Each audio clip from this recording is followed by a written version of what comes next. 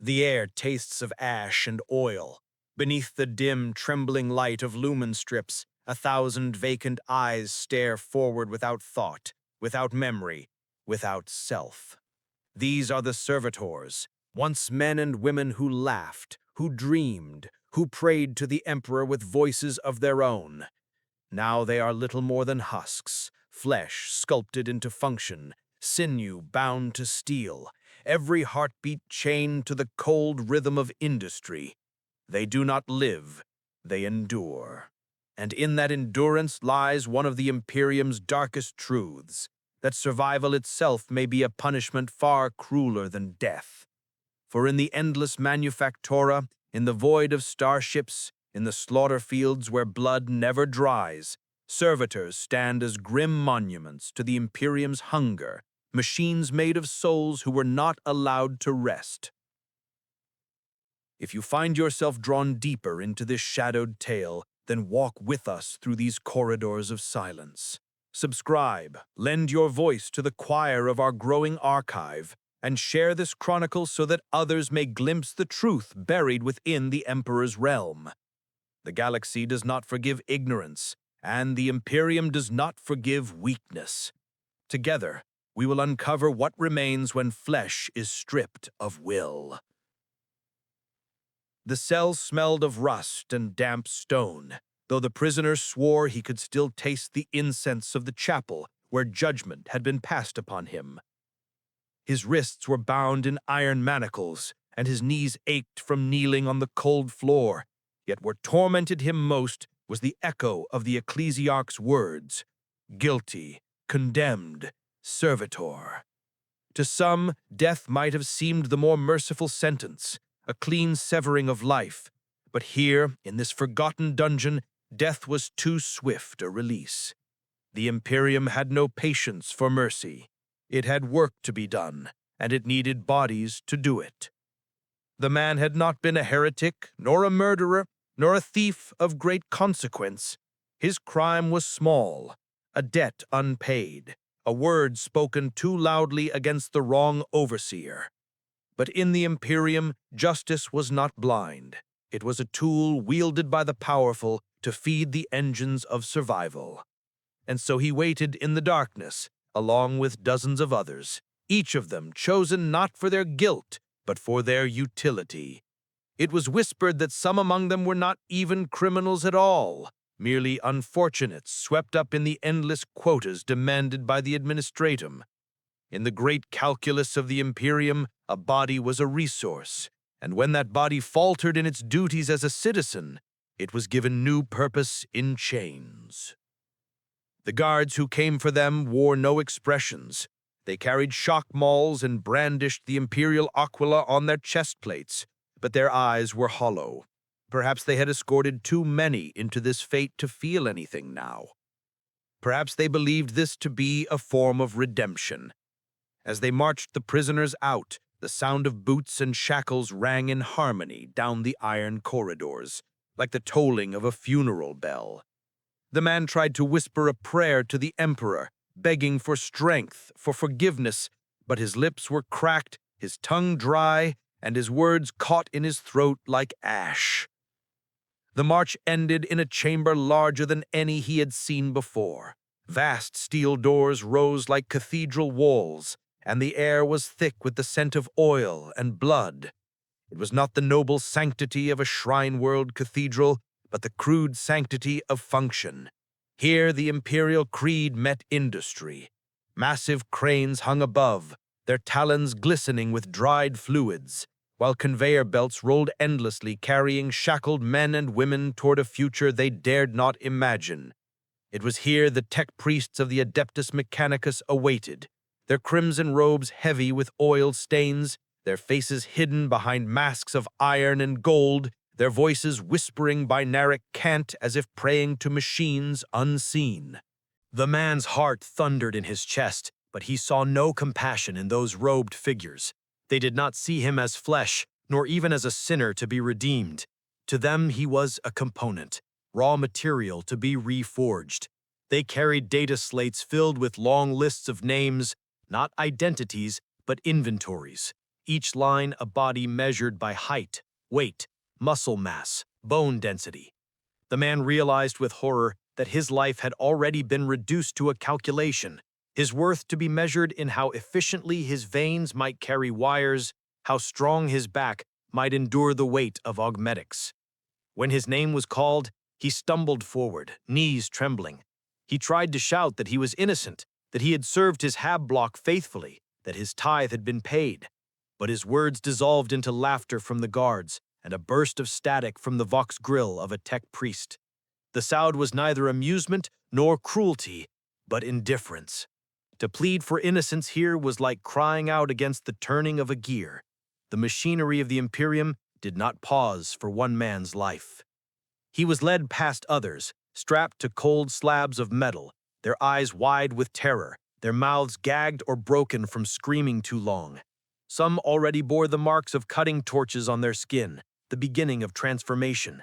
He wanted to turn away, but the guards forced his gaze forward, toward the altar of iron where his fate awaited. The last thing he saw before the mask was pulled over his eyes was the slow, shuddering rise of a body being lifted by chains, a woman whose arms had already been severed, replaced with sockets ready to receive machinery.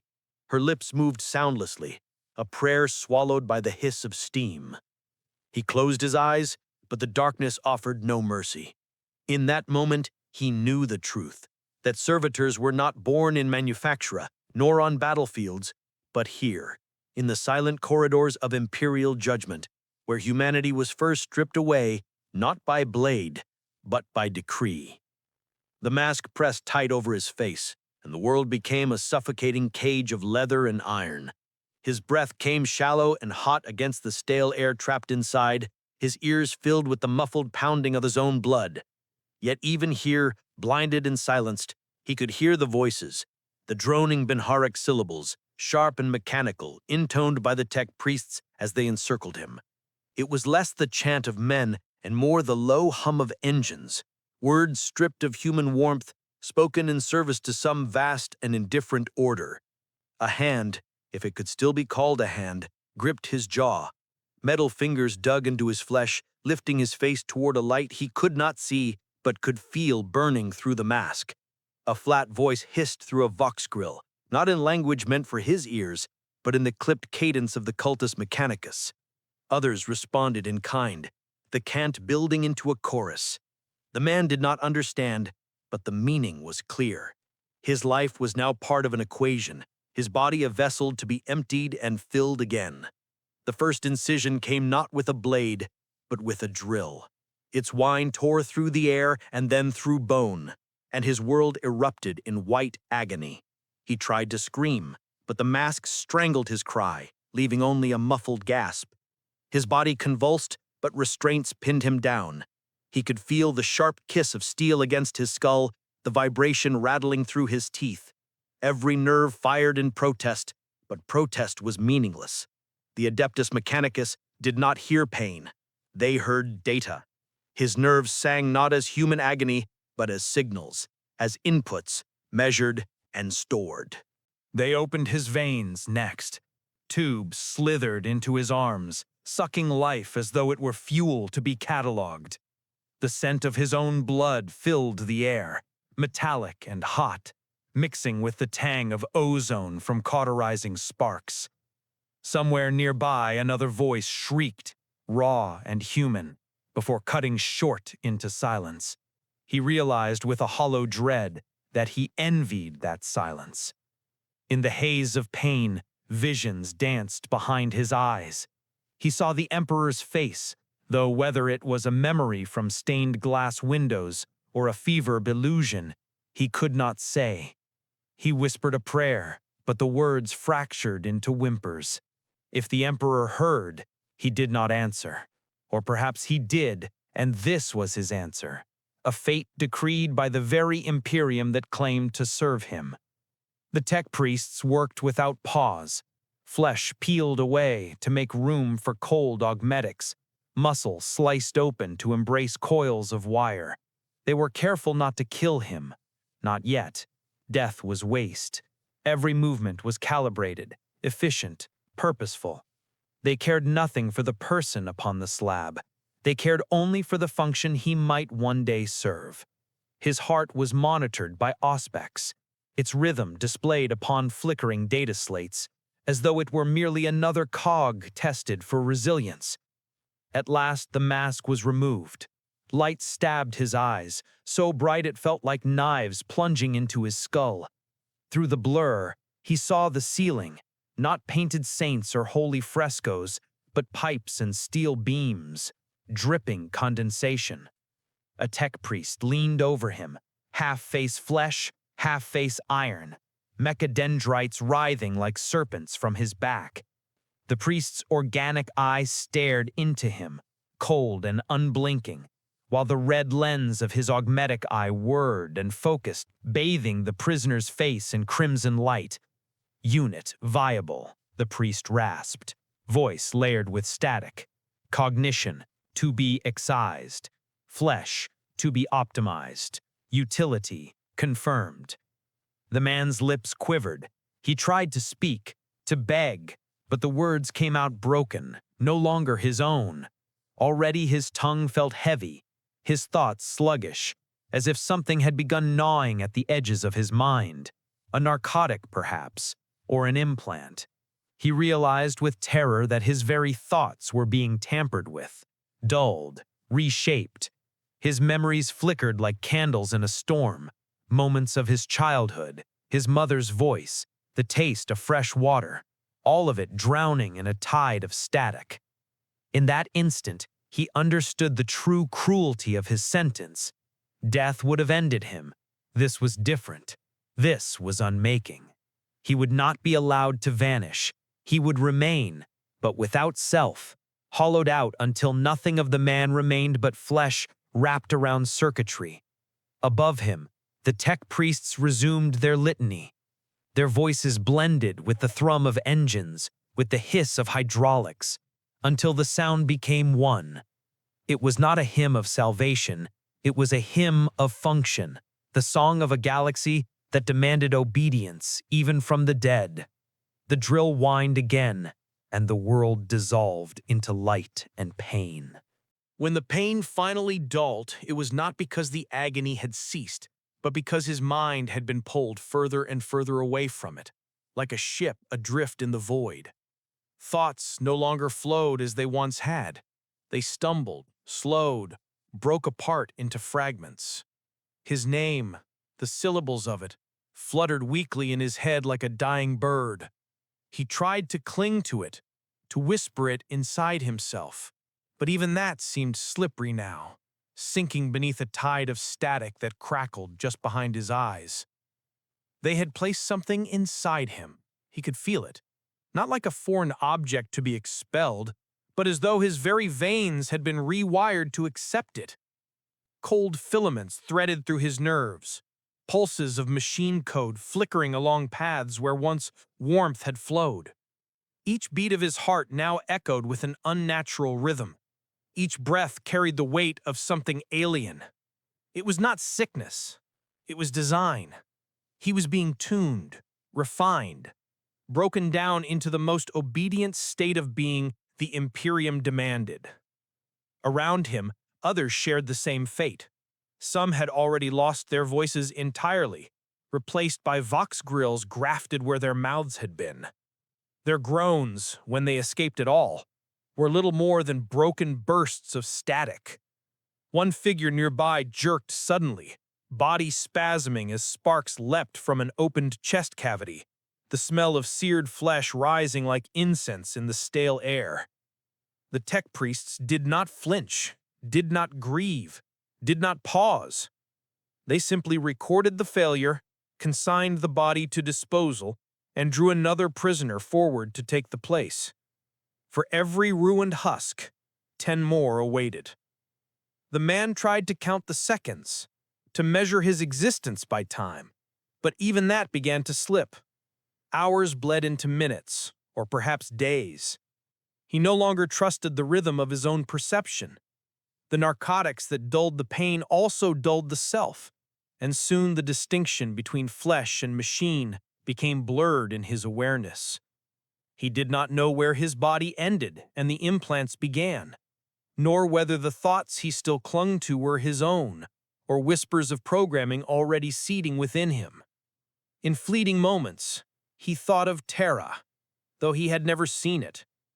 He imagined its spires, its endless cities, its throne upon which the emperor sat eternal. He wondered if servitors walked even in those holy halls, silent attendants of the custodian guard, cleaning the floors with hands that once held their children. The image filled him with despair. If even the heart of humanity's faith relied upon these broken figures, what hope was there for him in the shadows of some distant forge world? A mechadendrite coiled down, tipped with a needle of blackened steel, and pierced the side of his neck. Cold fire spread through his veins. His jaw locked, his eyes rolled back, and for a moment he felt as though he were falling endlessly, deeper and deeper into the void. When he opened his eyes again, there was only the light of a cogwheel sigil burning above him, glowing with sacred red lumens. Its teeth seemed to turn slowly, endlessly, as though the entire world were nothing but a machine devouring itself. He tried once more to speak his name, but the sound that escaped his throat was not human. It was a rasp, distorted, half metallic. His lips trembled, but the words collapsed into static. The tech priest monitoring him noted something on a data slate and did not look up. For the priest, this was not the death of a man. It was the birth of a unit. Something within him wept, though no tears came. Already the ducts of his eyes had been cauterized to prevent inefficiency. In that hollow realization, he felt the last fragile tether of humanity begin to fray. Not cut, never so merciful as cut. No, it would unravel strand by strand until nothing remained. The clamps released, and he was dragged from the slab. His legs did not obey as they once had, moving now with a jerking stiffness, as though puppeted by strings invisible to him. He was not permitted to rest. He was herded toward another chamber, where the half-complete shuffled alongside the half-broken, each step accompanied by the hiss of hydraulics, the scrape of metal against stone, the low murmur of Binharic commands.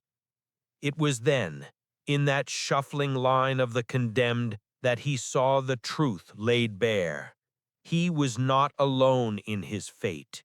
He was one of thousands, perhaps millions, caught in the same vast current, their lives stripped down to raw function.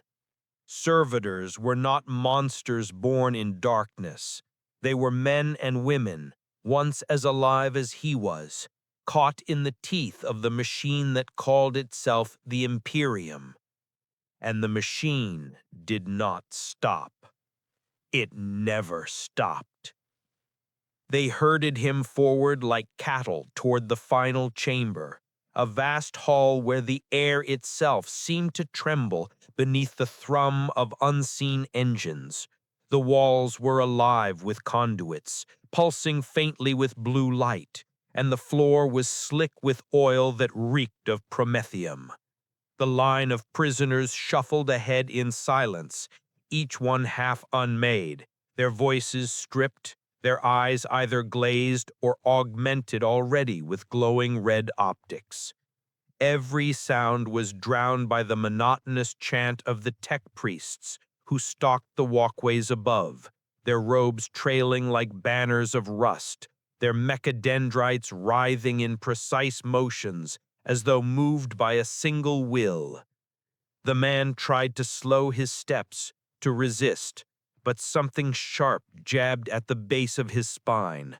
A rod of cold steel prodded him forward, and the sting that followed was more than pain.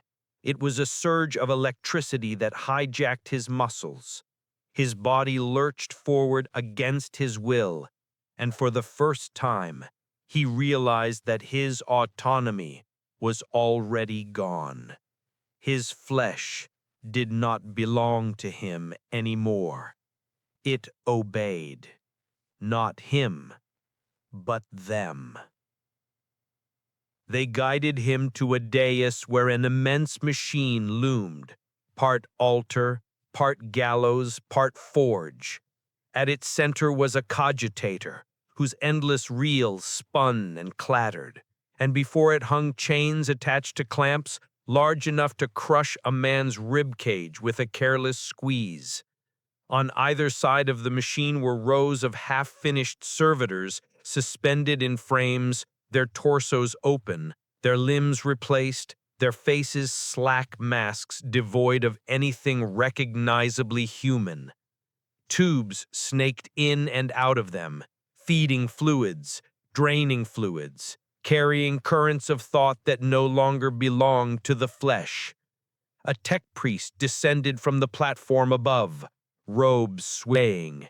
His mask was a grotesque thing, sculpted in the likeness of a skull, its vox grill built into the gaping jaw. A halo of cables framed his head, each one twitching as though alive. He spoke not to the prisoners, but to the machine itself, a litany of Binharic syllables that filled the hall like an unholy hymn. With every word the cogitator pulsed, lights flaring in time with the cadence of devotion. The man was forced to his knees. His wrists were locked into shackles that hissed closed with pneumatic finality. A mechadendrite slithered down and pried open his mouth, inserting a device of black steel that spread his jaw wide. His gagged cry was ignored. Something cold and metallic pressed against the roof of his mouth, and then pain, a stabbing fire that seared through his skull. The world spun, his vision burst with static, and the last coherent thought he managed to clutch was a single word, a single plea: stop. But the machine did not stop. It never stopped. They poured code into him. He could feel it, a tide of alien logic flooding his thoughts, stripping away language, memory, meaning. He felt his childhood unravel, moments collapsing into nonsense, the sound of his father's laughter, the warmth of sunlight on his skin, the smell of bread baking in a communal oven. Each memory flickered and went dark, overwritten by commands, protocols, directives. His mind became a battlefield where his humanity fought against the relentless advance of machine code, but each skirmish was lost, each defense crumbled. And yet in that terrible tide there remained fragments. He was not entirely gone. Something within him screamed silently, clutching to the idea of self even as it was dissolved. Perhaps it was instinct, perhaps faith, perhaps only stubborn terror, but it lingered, raw and frantic. It told him he was still alive, that he was still him, for now. Around him, the others convulsed and stiffened as their own programming took hold. Their movements grew mechanical, their faces emptied, their voices reduced to clipped, monotone syllables or static bursts. The hall filled with the sound of obedience manufactured, of will erased. The chant of the tech priests grew louder, drowning all else, as if exulting the destruction they wrought. And then silence. The machine halted. The mechadendrite released his jaw. His head lolled forward, drool and blood trailing from his lips.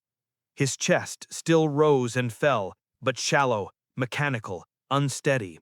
He could feel the implants humming inside him, a chorus of foreign heartbeats intertwined with his own. He did not know where he ended anymore, or if he even ended at all. Hands dragged him upright. His legs obeyed clumsily, as if strings had been tied to them. He tried to cry, to scream his name, but what came out was only a faint burst of static, sharp and meaningless. The sound chilled him more than silence. It was proof of what he was becoming. They led him away from the dais, past the rows of frames, into a corridor where dim lumen lights flickered like stars dying in the void. Ahead lay the endless manufactura, the furnace of the Imperium, where his new life, if such a thing could be called life, awaited. And though fragments of his mind still whispered that he was a man, he knew those whispers were fading. The flesh had been yielded. Soon, only function would remain. They moved him through the passage like a broken tool being carried to its next station. The dim lumen strips overhead, painting his face in pale, flickering light. The corridor seemed endless, its walls thick with pipes that hissed and rattled as though the very bones of the planet groaned under the weight of industry. Each step was forced, guided by the sharp tug of restraints and the electric bite of prods at his back. He no longer trusted his legs as his own. They jerked forward with uncanny precision, his muscles twitching not with instinct but with obedience.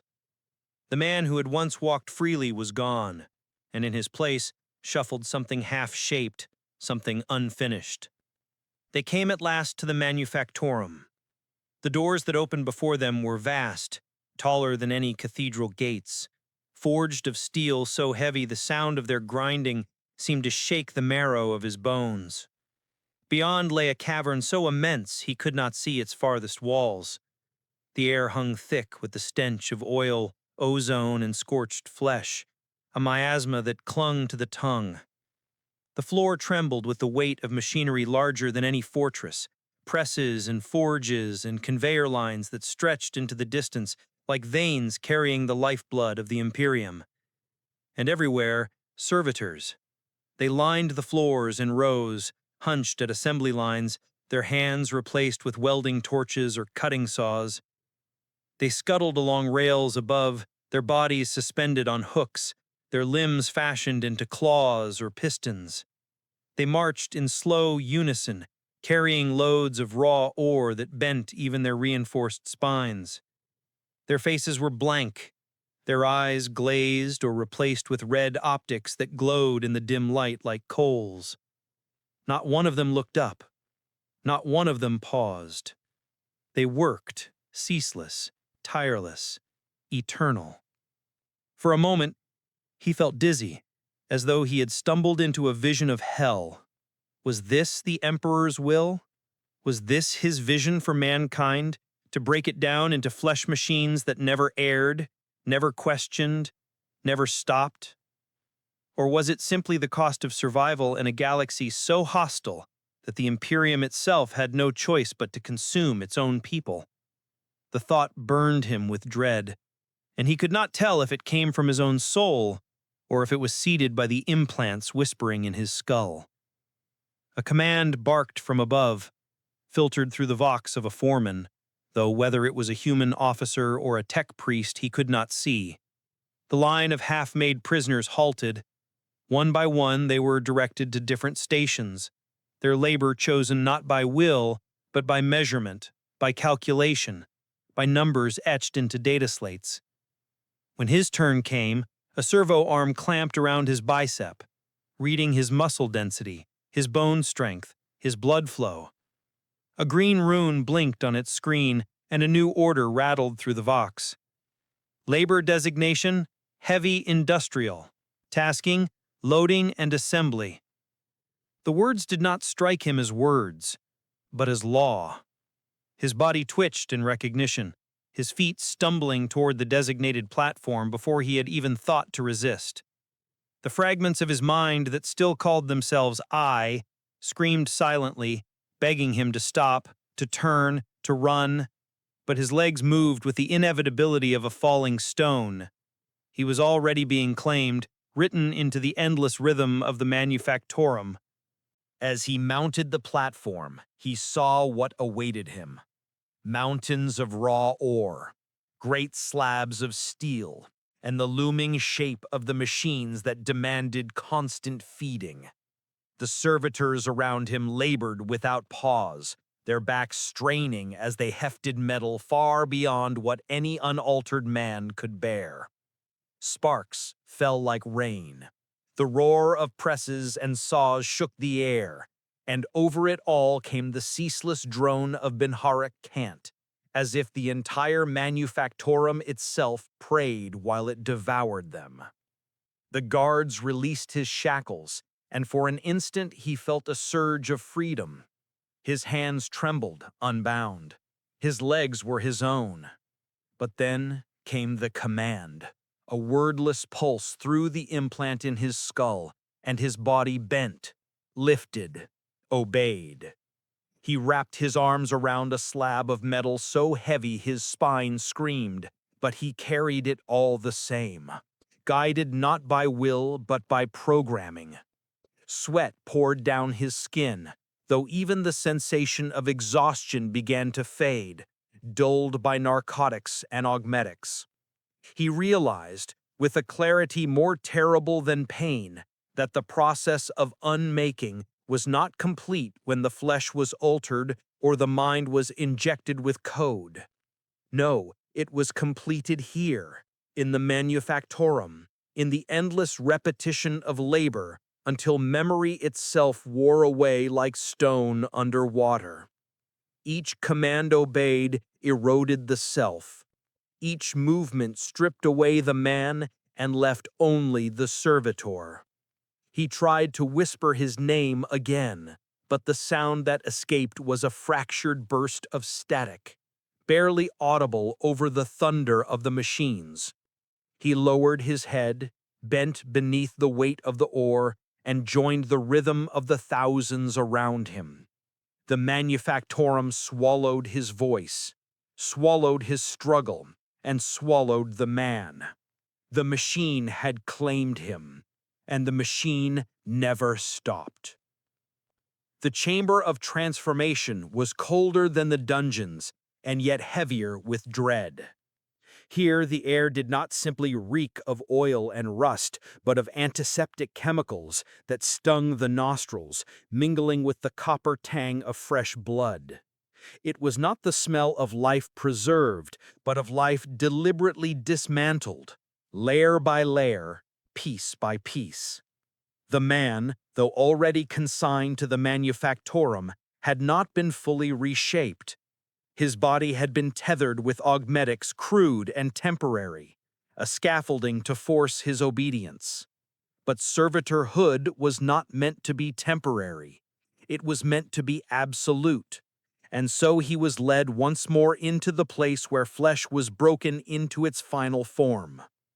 The chamber resembled neither hospital nor forge, though it was both.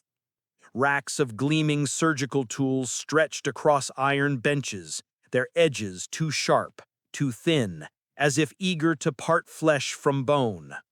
Beside them stood vials of glowing chemicals, stimulants, and anesthetics, not used to preserve comfort, but to prolong the body's endurance under the knife. The walls themselves were hung with chains, each bearing restraints fitted with clamps and electrodes. Some still held their occupants, half-transformed wretches whose skin was stapled into place around sockets of steel, their eyes rolling in confusion, their mouths twisted as they tried and failed to remember words. He was dragged to a slab once more. The cold metal beneath him felt alive, humming faintly with unseen power. A tech priest approached, mechadendrite unfurling in the air like serpents scenting prey. One of the appendages bore a drill tipped with diamond. Another carried a saw whose teeth whirred with anticipation, while a third ended in a syringe filled with a luminous green fluid that seemed to pulse in rhythm with his panicked heartbeat. The priest intoned a litany in the tongue of Mars, his voice layered with static. The flesh is weak, the flesh is waste, function is eternal. Let the flesh yield. The syringe plunged into his arm before he could react. Fire spread through his veins, not burning, but freezing, a chemical cold that locked his limbs into paralysis while leaving his mind cruelly awake. He wanted to thrash, to scream, but his body betrayed him, still and obedient beneath the knives. He could only watch as the tech priests went to work, their motions precise, ritualistic, a sacred choreography of mutilation. The first cut came across his chest. Skin peeled back beneath a blade so fine he felt it more as pressure than as pain. yet the sight of his own flesh parted like cloth filled him with nausea. Tubes descended, siphoning blood into waiting vials, while mechadendrites seared the wound with sparks, sealing vessels even as they were opened. His ribs glistened in the cold lumen light, and when the saw descended to open them, the vibration shook his very soul. His heart fluttered wildly beneath their touch, and the tech priest murmured another prayer, this one a canticle of preservation. For his death was not their aim, his survival was their demand. They began replacing what they found inside. Metal plates slid between ribs, augmenting the frail cage of bone. His lungs were laced with tubing, promethium-resistant linings seared into place with cruel efficiency. A small cogitator node was affixed to his spine, wires running outward like veins of iron, each connection soldered directly into his nervous system. Every flicker of his body's protest was measured, recorded, adjusted. To them, he was not a man screaming inside himself. He was a machine being calibrated. Time bled. He drifted in and out of consciousness, though each time he awoke, the process had gone further. His left arm was gone now, replaced with a crude augmetic scaffold that ended in a clamp. His teeth had been removed, replaced with steel studs designed to lock into a muzzle. His ears had been filled with Vox receivers, tuning his world into static commands, the sound of the Mechanicus whispering in a language not meant for human minds. Around him, others underwent the same fate. One by one, the slabs claimed them. He heard the hiss of drills, the whine of saws, the crack of bones snapped to make way for steel. He saw a woman convulse as a cranial plate was affixed to her skull, sparks bursting as the augmetic fused with bone. Her scream was strangled into silence when a mechadendrite clamped her tongue and removed it in a single, efficient cut. And still, the tech priests prayed, not to comfort their victims, but to sanctify the act. Each incision, each implant was a holy step in the ritual of unmaking. In their creed, this was not desecration, it was elevation. The flesh was flawed, chaotic, temporary. Steel was eternal. To them, they were not dismantling men and women, they were purifying them, reshaping them into something closer to the perfection of the Omnissiah's will. He wanted to believe they were wrong. He wanted to cling to the idea that his humanity was more than weakness. Yet with every implant that burrowed deeper into his body, he felt the truth pressing against him. It was not strength that survived in the Imperium. It was not will, not love, not memory. It was function. Function alone endured, because function served. At last, the tech priests stepped back. Their mechadendrites withdrew, their chanting slowed, and one by one, they marked the data slates with notes of completion. The man lay upon the slab, no longer fully a man. His body was a patchwork of metal and scar, his veins threaded with cold wiring, his thoughts choked by static. Yet still, somewhere deep inside, a whisper stirred. The last ember of self, faint but unextinguished. He knew it would not last. And as the priests prepared the final stage, the erasure of thought itself, he felt a hollow shiver ripple through what remained of his soul. They loosened the straps, not as an act of mercy, but to reconfigure him for the last procedure, the one that would reach past bone and sinew and touch the fragile citadel of thought itself. The slab tipped, servos whining, and he slid into an upright frame that locked around his torso with a grind of iron teeth. A ring of articulated arms circled his skull, each tipped with a different tool. A needle, so fine it glittered like frost. A probe, the color of old brass. A whispering drill, whose bit was black as void and narrow as a nail. Lumen strips dimmed to a clinical pallor. The room's drones fell into a hush that was not silence, but expectation, like the intake of breath before a verdict. The senior mago stepped forward. his presence marked by a sigil of the cog and skull illuminated upon his chest. Where a cheek should have been was a plate etched with the Catechism of Severance, a liturgy for the scouring of thought. He recited it in Binheric, clicks and tones rattling through the vox grill until the syllables became a pattern that burrowed into the prisoner's spine. The words, if they could be called words, were a key. They unlocked the rite, and with the unlocking came the first kiss of cold upon the crown of his head as a macadamite parted hair and traced a circle where flesh would yield. The probe descended. Pressure gathered behind his eyes, a slow, deliberate weight that felt like a hand closing around the center of him.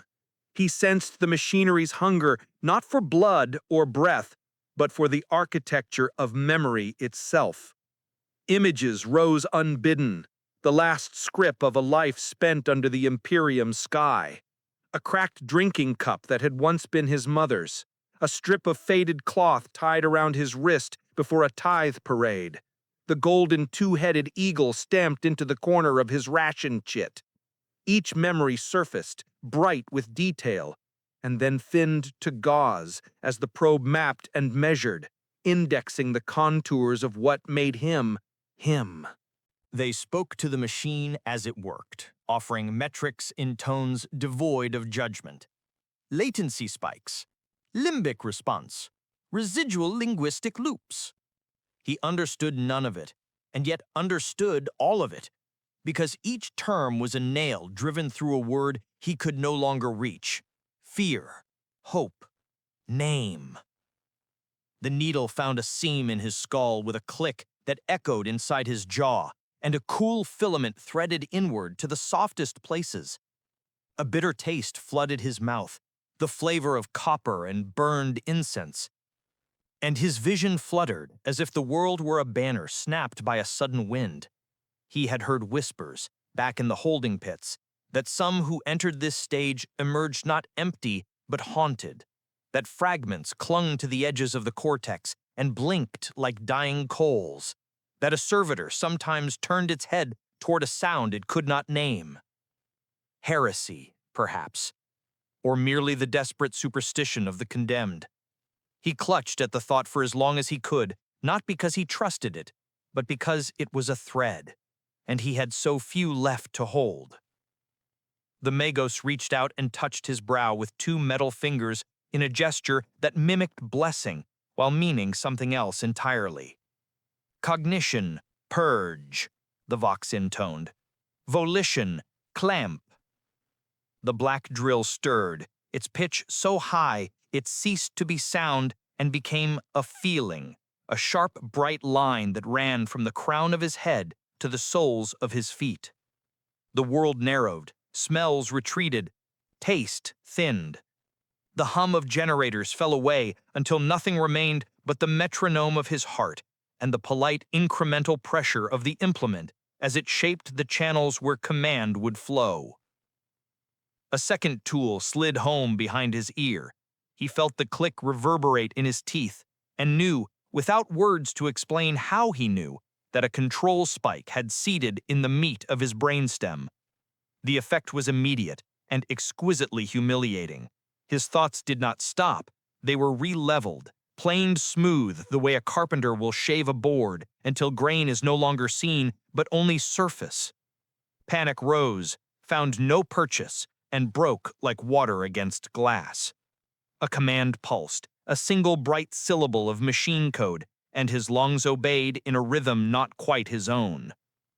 Another pulse, and his eyelids opened at a prescribed interval, tears refusing to form because ducts had been cauterized to prevent waste.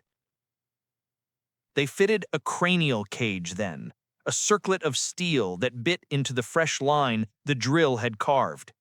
Its teeth meshed with the new ports as snugly as cogs mate, and when the Magos twisted a locking key, a soft chime answered from within his skull. Patterns bloomed behind his eyes, runes of status, glyphs of task, low-lit sigils that hovered like afterimages. He understood none of their theology and all of their intent. Stop. Wait. Go. Lift. Hold. Silence. Obey. A remembrancer's voice that had never been his murmured from some stripped corridor of memory. There are prisons where the bars are outside you, and prisons where the bars are within. He could not recall where he had heard it, whether it was a rumor whispered in a habline or a line from a catechism scrawled on a wall, but the meaning landed like a stone dropped into deep water. The ripples spread and dwindled. The stone kept falling. Around him, the rite unfolded in counterpoint upon other frames. A man with augmetic eyes stared without blinking as a Mackendendraite sutured a Vox grill into his throat. A youth whose scalp gleamed with machine oil mouthed a word he would never finish as a tongue clamp closed and a neat, efficient blade took his speech. A woman older than the rest sat very still as the ring of tools traced the path across her skull, the only movement the steady pulse in her neck. None of them were asked for consent. All of them were shepherded by numbers. The Magos made a final mark on a data slate. Mechadendrites withdrew, slick with antiseptic sheen. The ring lifted away. Cold air lapped at fresh metal that now lay flush with bone, and the circlet hummed a soft approval as internal diagnostics passed. His head felt lighter and heavier at once, emptier of the clutter that had once been his life and crowded now with corridors of instruction. He searched for his name and found a designation waiting in its place, a string of symbols that tasted of iron filings when he tried to pronounce them. He tried to wince at the loss and discovered the motion was inefficient and therefore denied. They lowered the frame and released the clamps. He did not fall. He did not sway. He stood because the program said stand, and a quiet part of him marveled at the obedience of legs that had once done his bidding and now refused even his tremor. A tech adept stepped close and clipped a lead into the port at his temple. A wash of static became clarity. He heard the manufactorum call to him as a tide calls to pebbles, the rhythm of loading and assembly mapped into simple, beautiful necessity.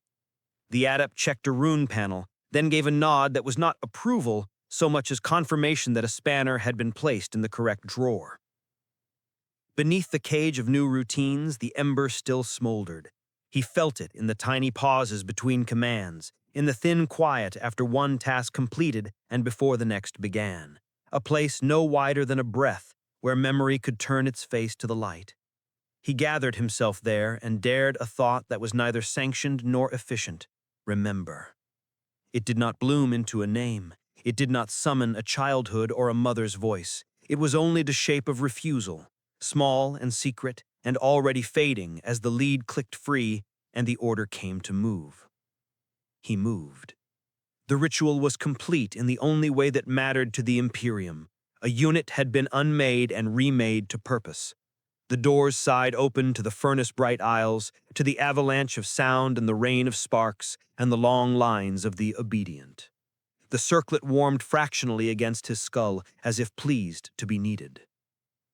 Somewhere, far above the miles of steel and smoke, a shrine lamp burned before a painted aquila, and dripped wax that would never touch the floor. Somewhere, a custodian guard paced marble and did not think of the hands that scrubbed it. Somewhere, Terra spun, and all of this was only a distant murmur. He did not look up. He did not know how. The first command chimed across the gullet of his mind, bright and clean and irresistible. He stepped forward into the glare. They did not throw him straight back to the line. The ritual of unmaking demanded calibration, and calibration required a proving ground. They brought him to a gallery of cages where the floor was gritted iron, and the ceiling hung low with cables like a forest of metal vines. Here units were tested against the labors they would endure until their bodies failed and their parts were reclaimed. He stepped in time with a cohort whose movements echoed his own, a march of wrists that no longer trembled, backs that would not arch unless the program permitted it. Each frame opened, each unit advanced, and the circlets in their skulls chimed quietly as if conferring among themselves in a language of tiny bells. A tech adept carrying a data slate stood on a catwalk with the stance of a man who had learned to balance among storms. "Heavy Industrial Phase 1, he said into a vox bead, voice flat with the serenity of numbers. "Torque verification, gyro bias, load path adaptation." Racks unfolded from the wall with hydraulic grace, presenting weights shaped like truncated pyramids, each stamped with runes that glowed as they warmed to the ambient heat. The first command struck, and the unit that had been a man bent to lift. It was elegant in its cruelty. The weight rose not because he chose to raise it, but because a set of decisions had already been made for him, calculated from bone length, implant tolerance, and the mean failure rate of similar bodies harvested from similar hives. He lifted because his path had been drawn. They shifted the center of mass without warning. The slab tilted, a judder through the floor that would have sent the old him stumbling. The circlet compensated. Ankles locked. Hips braced. The load came home like a verdict. A second command added motion. He was made to step forward, then pivot, then climb a ladder whose rungs were slicked with oil and dust. The smell of promethium crawled along the tongue, the taste of 1,000 open flames caught under a roof that had forgotten sky. When he faltered, not in muscle, but in code, a pinprick of white stung the base of his skull, and the falter vanished as if it had never begun. On the adjacent line, an augmetic giant took shape, a combat servitor with ceramite plates bolted across a torso that would never again know softness. It received a gun arm thick as a child's waist, a drum-fed weapon whose cycling thumped through the decking. Its optics tracked, recalibrated, found targets, and burned holes through iron silhouettes until the air twitched with heat haze. Two Scutari watched from a steel balcony, visors reflecting the range's glow, still as statues whose veins ran with current. For a moment, the unit's gaze slid past their ghost-bright lenses, and the ember that hid between commands imagined recognition, not of faces, but of the fact that they too were built to endure. The ember tried to hold the thought. The next command arrived. Meaning dispersed. Amagos oversaw the gallery from behind a stained blast shield, his presence a gravity that drew lesser adepts into precise orbits. Noospheric whispers scratched the back of the unit's mind, the faint, ungraspable sense that the red-robed figures spoke entire paragraphs without voices. A servitor down the line lagged by half a heartbeat. Its clamp hand closed a fraction short of the mark, and the lag became a lesion the way a hairline crack becomes a kill line under pressure. A tech adept raised a wand and pulsed a correction. The servitor shuddered, then steadied. The wand returned to a belt. The slate took a mark. A life, such as it was, continued along the acceptable curve. They tested heat next. Gouts of furnace air rolled through gratings, and warning runes crawled across the unit's inner vision. Sweat did not sting the eyes. Ducts had been cauterized clean. Skin prickled, then settled as coolant coils purred along the spine where meat had once carried every burden alone. They tested cold, shock, vibration. A harmonic set the floor singing like a low choir and made bolts hum against their threads. He held the load. He crossed the grid. He obeyed. The ember observed that obedience was not the absence of will, but the presence of a stronger one. It tried to turn the observation into meaning. The next command arrived. Meaning dispersed. Between trials, they slotted him into a bench where manipulators descended with brushes tipped in conductive gel. The tools traced sigils on the cranial cage, each stroke a micro-ritual that wrote over the ghost marks of previous lives. The adept recited the litany of function with careful diction, as if speaking to a child. Halt vector deviations, suppress linguistic recursion, prune unsanctioned affect. He felt something within tighten like a belt hitched one notch closer. Across the aisle, the combat servitor fired another disciplined burst, and hot metal dust drifted like a dry snowfall. The smell tasted of coins rubbed between fingers, a memory with no hand to own it. Someone on the far side of the floor coughed, a human sound impossible to mistake. Perhaps a Medicaid worker, perhaps a junior acolyte not yet granted the calm of augmetics. The unit's head tilted a degree before the program corrected it. In that fraction of a moment, the ember flared. It offered a picture, a narrow bed against a wall, a hand covering the mouth to stifle laughter, the quiet rebellion of being alive in a place where everything hated softness. The ember tried to say, "Hold this." A needle's kiss at the base of the skull murmured, "Not this." The picture went out like a match in rain. When the slate markers had enough lines and the rune panels had glowed the right sequence of satisfactions, the cohort was released to the load bays, where labor thundered like a constant storm. The manufactorum accepted them without fanfare. A gantry slid into motion. An overseer on a wheeled dais rolled past, gold ink script curling across the hem of his robe, a servo skull bobbing at his shoulder with incense chains, and a picked recorder like a small black eye. Phase 2 integration, he spoke into the Vox. Assign heavy assembly units to Foundry C. Flag the misfire in Range 3. Requisition a cranial governor swap for Asset Delta 19. Residual complexity detected. Residual complexity.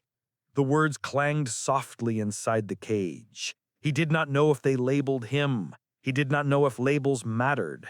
He knew only the next instruction and the shape the world took when he moved through it in obedience. He crossed a bridge where sparks fell in bright sheets and hissed on the grating like rain on hot stone. He shouldered loads that would have folded the old him, and he did not fold. The circlet hummed its small contentment each time a task registered complete, and between those chimes he found the thin interval where the ember could watch the machine he had become and name it, not in words, but in a pressure behind the ribs. I am here. He carried that pressure to the foot of a press whose jaws could swallow a man whole, and he set the slab on its rails, a klaxon braid somewhere deep, a low animal sound that turned the air thick. In an upper aisle, a conduit spat sparks, too bright, too blue, a scatter of starfire as a worker servitor seized and steadied and seized again. The overseer's dais turned, data slate raised. Tech adepts took to ladders with calm that had been learned the hard way. Commands rolled outward in clear waves. Halt line 8, purge coolant, lockout, lockout, lockout. The unit's hands froze on the slab because the command said, freeze. And in the held breath before the next order came, he stared into the press's black mouth and saw a shape that was not fear and not prayer, but the simple outline of continuance. The next order came. The mouth closed on steel and not on him. The line resumed. The klaxon died into a sulky red glow. Far above the conduit bled a cooler light, and a maintenance crew of skeletal frames crept along the gantry with a grace that might have been called delicate if any of this had room for such words. He moved on, the ash of moments settling where ash always settles in places built to burn. By the time the shift bell chimed, he understood that the ritual was not confined to the cold, bright room of drills and hymns. It repeated everywhere, in cycles small and enormous, in the pulse of commands and their completion, in the shaving away of every imperfect edge the way a mill will turn metal to mirror with enough passes. It would take the rest of him, in layers. It would do so kindly, with efficiency, without malice. He stepped when told to step, and lifted when told to lift, and did not, could not, should not look for sky. They brought him to a room with no altar and no hymn, only a long table of matte black steel and a pair of auspex pillars humming in sympathetic rhythm. The quiet there felt intentional, as if sound itself had been pared to the minimum required for function. A tech adept waited with a spool of fiber like dark hair pooled in a tray. The cable plugged into a jack at the base of the skull and coughed a breath of cold through the spine. The auspex pillars answered with a brush of pale light that moved up and down him as if measuring the shadows inside bone. Numbers bled across a slate. Residual recursion, the adept said into the vox. Affect echo under threshold. Governor update recommended. The words passed over him like rain over plating. Somewhere behind them stood the shape of a decision already taken. A servo skull drifted close, its parchment seals fluttering with engine breath, a tiny sensor tapping ash that drew gray commas in the air. Beneath its lens, the world narrowed to the circle where the lead met his port. He felt the handshake of machine to machine, the tilt and settle, the brief resistance, the eventual acceptance. And then the governor keyed itself to the cadence of his heart. A governance liturgy ran invisible as a whisper behind his eyes. Dampen, trim, erase, correct. It did not feel like violence. It felt like tidying. It felt like a clerk in some far-off administratum annex drawing a neat line through the last stray mark on a ledger. They gave him a voice then, or the closest thing to a voice that he would be allowed. A vox grill was pressed to the throat and sealed with a kiss of heat that smelled faintly of burned cloth. The first sound it produced was not his, a test tone that stepped from low to high and back with animal patience. The second sound was a syllable that contained no meaning. The third, a work code that tasted of metal. He tried to say it and could not tell if he had spoken or only heard himself speak. The adept marked the slate anyway. Articulation adequate, speech limited to sanctioned lexicon. He imagined the lexicon's boundaries, a pen crowded with short, blunt words that could be counted on one hand, and searched for the old words, the ones shaped like rooms where a mind could sit and look out of windows. He found walls where the windows had been, and paint where the glass had been, and the suggestion of a landscape painted on the paint so no one would notice its absence. A Medicae passed before him, gliding an auspex wand over fresh ports, the wand chiming small approvals as it mapped the terrain of his new interior. Behind the Medicae, a penitent was wheeled past, not a servitor, but something kin to one, a body swaddled upright in chains and scripture, its head hooded, its footsteps guided by a confessor whose voice was soft with the practice of sorrow. The penitent's mouth moved beneath the fabric. Prayer, maybe. Air. A word before the word was taken. The unit's head tilted by a measure finer than a breath, and stopped when the governor tapped his spine. The ember reached toward the penitent and found a distance too wide to cross. They tested obedience as if it were a muscle. Stand, kneel, stand, reach, hold, release. The commands landed with the gentleness of a hand patting dust from a shoulder, and each one moved him as if a string had been plucked somewhere he could not name. The governor learned the shape of him with the blunt intimacy of a craftsman's grip. The circlet learned too, nesting its preferences in the little spaces where once reflex had lived. When he faltered, the falter was not punished, it was rewritten, the way a cogitator overwrites corrupted blocks. The falter did not return because there was nowhere for it to return to. Down the corridor, a side door opened on a brief slice of daylight. It was not sky, Manufactorum roofs do not grant such heresies. It was merely a pale shaft from a maintenance hatch left ajar for one careful minute. Dust moved there as if thinking of snow.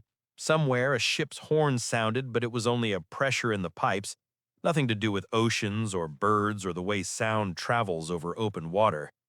He looked toward the light without moving his head, and in that motionless looking, the ember gathered itself for a last small act. It made a picture of the light that was not light, and placed the picture in a place with no name, and said, "Keep." The governor trimmed the impulse to the edge and left it there because it wasted nothing and cost less than a breath. At the end came the stamp. Not a literal press, though presses waited by the thousand beyond the doors, but a sealing mark nonetheless. An adept with a brand the size of a thumbprint touched the inside of his wrist where the pulse used to mean something personal, and the mark bit him with a quick, bright pain that did not fade so much as resolve into a constant, precise ache. The ache spoke in the simplest lexicon possible: property. The circlet chimed once in answer, and even the ache understood it had entered the choir. They walked him past racks of spares that were not spares because nothing was extra here. Everything was a part in waiting. Hands with universal couplers sleeping on velvet like relics. Ocular units blinking a reflex that was only electricity. Jaw plates embossed with a tiny cog and skull as if to remind the mouth of its purpose. A pallet of cranial cages sat in neat rows like circlets waiting for a wedding that did not admit vows. A child could have counted them and grown old before finishing. One last threshold remained. A rectangular mouth limned by hazard chevrons worn to a faint ghost by countless passings. Above it, a lumen flickered itself into a sermon. Work is prayer. To the left, a smaller sign in stamped tin offered a second, less exalted grace. Mind your hands. He minded them because the order for minding had already been cued. On the far side, the manufactorum breathed in the way furnaces breathe, a sound like ocean but edged in iron, and its first exhalation kissed him with heat and grit until the taste of both lay on his tongue like coins. The cohort he had learned to pace with during calibration gathered at a rail. Below, Foundry C sprawled like the inside of a god's engine. Cranes moved with the certainty of planets. Chains swayed like cathedrals built of wire. Tithe-stamped ore rode belts into black mouths that chewed and sang. Combat servitors took their stations by the blast shields, their gun limbs asleep for now, optics at half-light like animals dozing with one eye open. Overseers drifted in their mobile pulpits, every gesture making quiet sense in a language the place had taught itself over centuries. No one asked him to be hold, no one asked him to be brave. The chime sounded inside the school cage as simple as a bell in a village before a harvest. The bell said, "Begin." He began. Hands found weight, back found angle, feet found rails. The world flowed into lanes and timings, tension and release, lift and set, keep and carry. The governor sang in its thin, tuneless way. The circlet warmed like a small hearth that loved only work. Somewhere not far, a man-shaped thing failed and was wheeled gently toward reclamation, where nothing is wasted and nothing returns. He did not look. The order did not require it. The ritual of unmaking had promised an end to fear, to want, to the confusion of choice, and on the first cadence of the first true shift, it kept that promise. What it gave in return was the line, the load, the task, the completion, again and again until the thin, bright intervals between commands narrowed to threads. The ember did not die. It learned to make itself very small and very still in the places machines forgot to look. He carried the slab to the press and set it beneath the closing jaws that shaped raw ore into promise and promise into parts for weapons bigger than chapels. Heat walked the floor like a living thing. Sparks fell in the thousands, tiny meteors burning up in an atmosphere of sweat and oil and prayer. He did not flinch. The governor would not allow it. He did not bow. The governor had no lexicon for humility. He stood and worked and became what he had been remade to be. In the long roar of it, a thought moved through the ember space with the care of a pilgrim. If work is prayer, then to endure is a kind of answer. The thought had no words to pin it down and no shelf to rest upon. It passed, but it left a warmth that lingered just longer than the chime that announced the next instruction. He stepped into the rhythm that would outlast him, and the manufactorium opened its iron throat to swallow the day. They woke the body as if rousing a dormant machine, with a sequence of tones that climbed and fell until the circlet warmed and his limbs came alive to the simple grammar of motion. He stood because standing was a sentence with one verb and no subject. A tech adept moved down the line with a bundle of brass seals and a penknife, tying each strip to a port with string blackened by oil and scripture. The knife nicked his thumb. A single bead of blood marked the seal, and the adept pressed it flat as if flattening an error in a ledger. Asset Delta 19, the Vox recorded, the designation settling inside him like a weight too small to notice and too dense to ever lift. The Ember flinched from the number, not because it hated numbers, but because it knew what they did to names. They queued him with others in a passage where pipes ran low and warm like intestines in a beast. The air tasted of solder and hot dust, and the faint medicinal bite of recalf stewed to bitterness. A picked screen nailed to a pillar played a loop of the litany of compliance, its letters marching without pause beneath an image of the Imperial Aquila painted with a hand that had learned neatness before it learned grace. The loop was silent, sound would have been waste. He watched the tail of the Aquila's wing flake where heat had breathed too long against it, and in the narrow space between orders, the Ember memorized the flake's shape the way a child might learn a coastline. A door irised open. The passage gave way to a chamber where the floor was a scale and the ceiling a grid of lenses, each eyeing them with the calm hunger of tools that had never known surprise. A Magos stood at the far end with a staff whose head held a tiny cog whose teeth were perfect. Perfection is a kind of cruelty. The staff tapped once on the deck, a sound like a nail tapped into a closed box, and data rose around him like translucent banners, status glyphs, tolerance bands, the red bars that spoke of waste, and the green bars that meant the machine would smile. He did not see red, he did not see green, he saw a shift from one task to the next, clean as water poured from one cup into another until cups and water were a single action. They fitted a muzzle to his mouth, a curved plate that locked against the studs in his gums. Air passed, speech did not unless the sanctioned lexicon permitted the valve to open. The plate smelled faintly of linen left too long in a damp room. He did not gag. The governor would not allow the waste. A cold stylus brushed his temple and wrote a final string into the cage, something the size of a sigh. He felt the universe of allowed words contract to a small, serviceable room with a table and 2 chairs.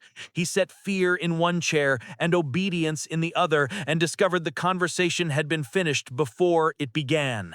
As he mounted the platform, he saw what awaited him. Mountains of raw ore, great slabs of steel, and the looming shape of the machines that demanded constant feeding. The servitors around him labored without pause, their backs straining as they hefted metal far beyond what any unaltered man could bear. Sparks fell like rain. The roar of presses and saws shook the air, and over it all came the ceaseless drone of Benharic cant, as if the entire manufactorum itself prayed while it devoured them. The guards released his shackles, and for an instant he felt a surge of freedom. His hands trembled, unbound. His legs were his own. But then came the command, a wordless pulse through the implant in his skull, and his body bent, lifted, obeyed. He wrapped his arms around a slab of metal so heavy his spine screamed, but he carried it all the same, guided not by will but by programming. Sweat poured down his skin, though even the sensation of exhaustion began to fade, dulled by narcotics and augmetics. He realized, with a clarity more terrible than pain, that the process of unmaking was not complete when the flesh was altered or the mind was injected with code. No, it was completed here, in the manufactorum, in the endless repetition of labor until memory itself wore away like stone under water. Each command obeyed eroded the self. Each movement stripped away the man and left only the servitor. He tried to whisper his name again, but the sound that escaped was a fractured burst of static, barely audible over the thunder of the machines. He lowered his head, bent beneath the weight of the ore, and joined the rhythm of the thousands around him. The manufactorum swallowed his voice, swallowed his struggle, and swallowed the man. The machine had claimed him, and the machine never stopped. The chamber of transformation was colder than the dungeons, and yet heavier with dread. Here, the air did not simply reek of oil and rust, but of antiseptic chemicals that stung the nostrils, mingling with the copper tang of fresh blood. It was not the smell of life preserved, but of life deliberately dismantled, layer by layer, piece by piece. The man, though already consigned to the manufactorum, had not been fully reshaped. His body had been tethered with augmetics crude and temporary, a scaffolding to force his obedience. But servitorhood was not meant to be temporary. It was meant to be absolute. And so he was led once more into the place where flesh was broken into its final form. The chamber resembled neither hospital nor forge, though it was both. Racks of gleaming surgical tools stretched across iron benches, their edges too sharp, too thin, as if eager to part flesh from bone. Beside them stood vials of glowing chemicals, stimulants, and anesthetics, not used to preserve comfort, but to prolong the body's endurance under the knife. The walls themselves were hung with chains, each bearing restraints fitted with clamps and electrodes. Some still held their occupants, half-transformed wretches whose skin was stapled into place around sockets of steel, their eyes rolling in confusion, their mouths twisted as they tried and failed to remember words. A siren far away made the floor throb. Lights along the archway shifted from a steady amber to a white that had no temperature and no shadow. The line moved. He moved. A priest of the cult mechanicus met each unit with an aspergillum of machine oil, stippling foreheads with a glimmer that caught the lens's stare. The priest's flesh hand had 2 fingers and a scar. The augmetic hand held the oil. Flesh yields to function, the Vox breathed, not as a comfort, but as a record to be filed. Oil traced a wet cross on the muzzle's edge where once another sign would have sat on skin. He imagined a different weight there, light and human, and the governor flicked the thought away like a speck of grit on a lens. Past the archway, a gantry ran like a narrow bridge between 2 storms. Beneath it, furnaces lifted their red mouths in a chant older than cities, and cranes spoke to each other with the slow confidence of things that know their purpose.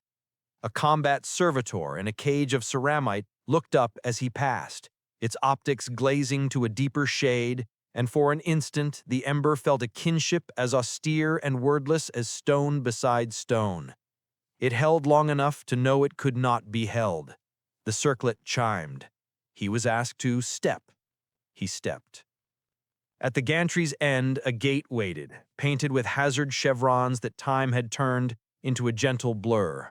A sign above it declared in block letters, "Service is sanctity," and beneath it someone long ago had scratched a smaller truth with a tool point and a bad temper. "We are still here." The scratch had been half buffed, then painted over, then revealed again by heat and the creeping patience of steam. He did not slow. The program would not let him. But the ember, which loved small, inefficient things the way the sea loves broken shells, took the ghost letters and set them beside the flake of paint from the Aquila's wing. The gate took him, counted him, and released him into a lane where carts ran low and fast on rails, and men who were not men anymore kept pace without hurry. An overseer floated past on his dais like a minor saint on a cheap reliquary, incense swinging, servo skull peering, asset Delta 19 reassigned, Foundry C heavy load Cadra line 8, governor update successful, recursion under control. The whisper carried the dry satisfaction of a stamp meeting paper. Something old and patient inside him understood the finality. An order settled over him like dust that would never blow away. Ahead, a loader servitor stumbled, its left knee locking a fraction short of true. A tech adept was there before the stumble finished being a stumble. Wand out, a pulse of light stitching a correction into the joint. The loader steadied, the slab did not fall, and the storm of work did not notice.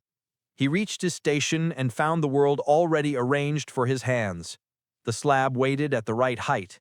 The press's jaws gaped on a cycle identical to the rhythm in his skull. The rails were spaced to the width of his stride. It felt, in a way crueler than contempt, like kindness.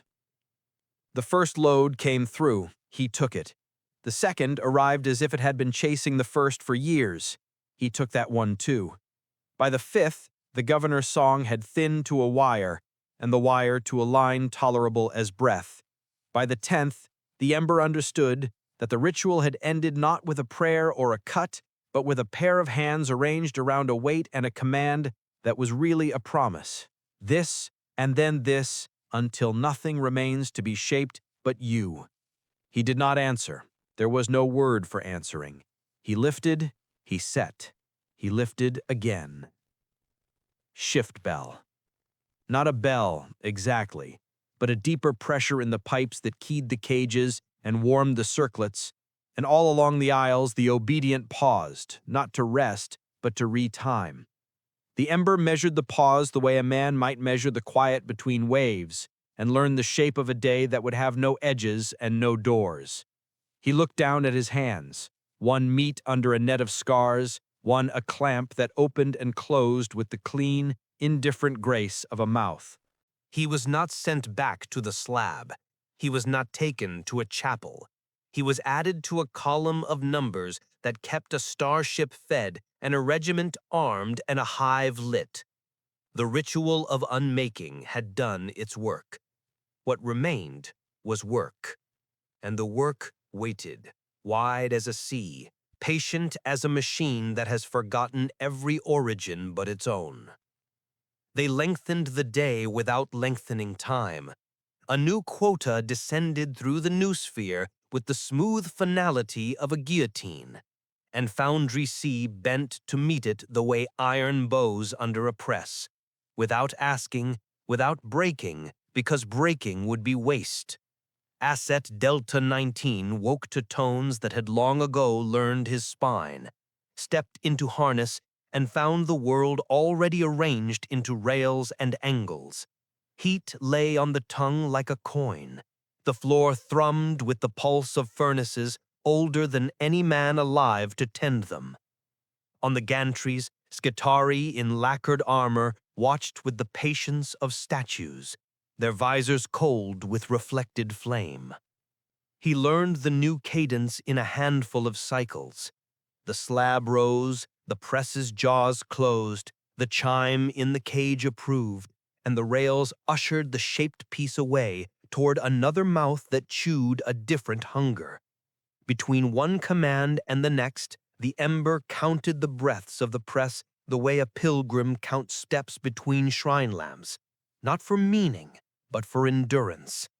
The overseer on his dais drifted past twice an hour, servo skull bobbing, incense chain tapping ash to make punctuation marks on the air. Tech adepts moved like red sparks in the periphery, their wands stitching corrections where joints stuttered, and their data slates gathering the small confessions of a place that never stopped. In the 7th cycle, a loader servitor misread the angle of a slab by a fraction finer than a hair. The misread became a snag. The snag became a jam. The press's mouth met meat and steel together with a sound like a chapel door slammed against a storm.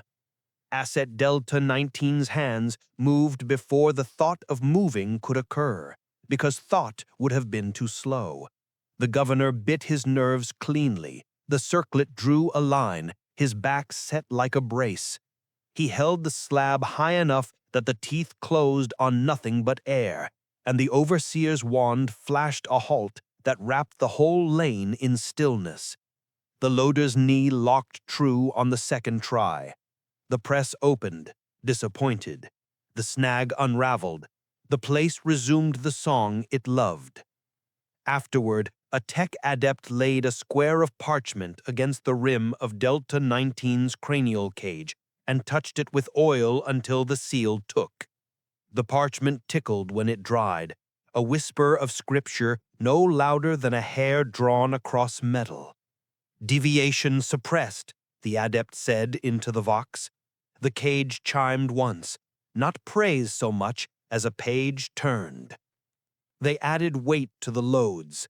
They shortened the grace between commands until the gap resembled a breath held against water. The ember learned to hide in thinner places and took stock of what it kept. A flake of paint from the Aquila's wing, a line scratched under a sign that had tried to forget it, the aftertaste of burned cloth when the muzzle sealed. It kept these not as relics of a life that might be missed, but as proofs that something besides function had ever existed.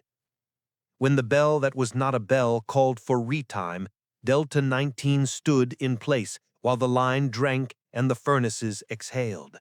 Across the aisle, a combat servitor flexed its bunarm in small, beautiful arcs, optics stepping through depth the way a reader steps through lines. Its ceramite cage was stamped with a rune of caution as fine as jewelry. It did not look at him because looking would have been waste. But in the mirror blue of its lenses, the ember saw a likeness anyway. Tool to tool, patience to patience, a kinship measured in endurance. The order to redeploy arrived as a taste rather than a word, metallic and thin, like the ghost of blood after biting a lip. The cohort lifted in a single precise motion, marched the gantries with their old grace, and turned down a corridor where the air cooled by degrees until breathing felt like swallowing glass. Docking collars opened to a yawning throat. A void ship's hull waited like a cathedral nailed to a cliff, its flanks stamped with sigils of the Cultus Mechanicus and the Imperial Aquila, its belly lit with lumen strips that had forgotten sun and learned only the logic of night. They crossed into the ship with magnets singing in their boots.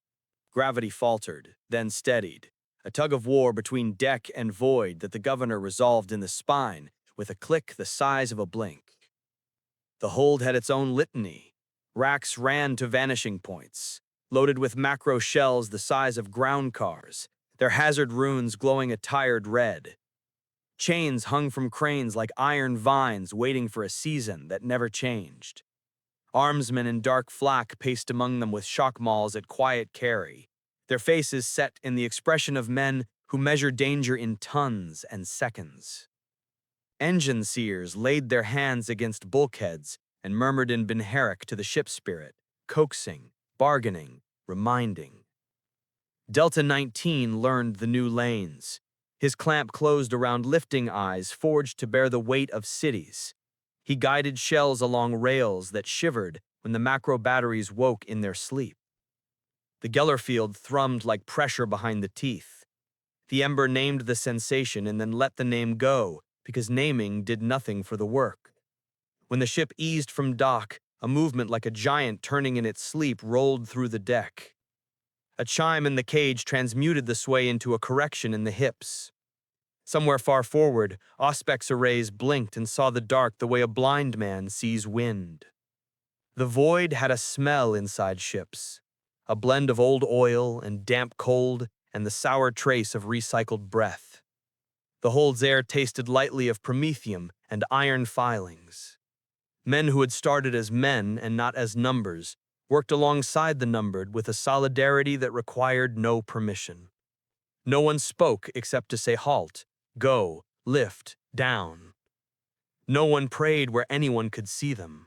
Prayer was for other compartments or other kinds of courage. Here, the macro batteries spoke for everyone when they spoke at all. Once, during a loading revolution, the deck shuddered with a distant impact that took a quarter-second to arrive and years to forget.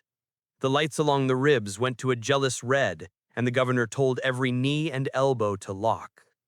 Crew who had crewed since birth went to their knees as if the deck had asked a favor.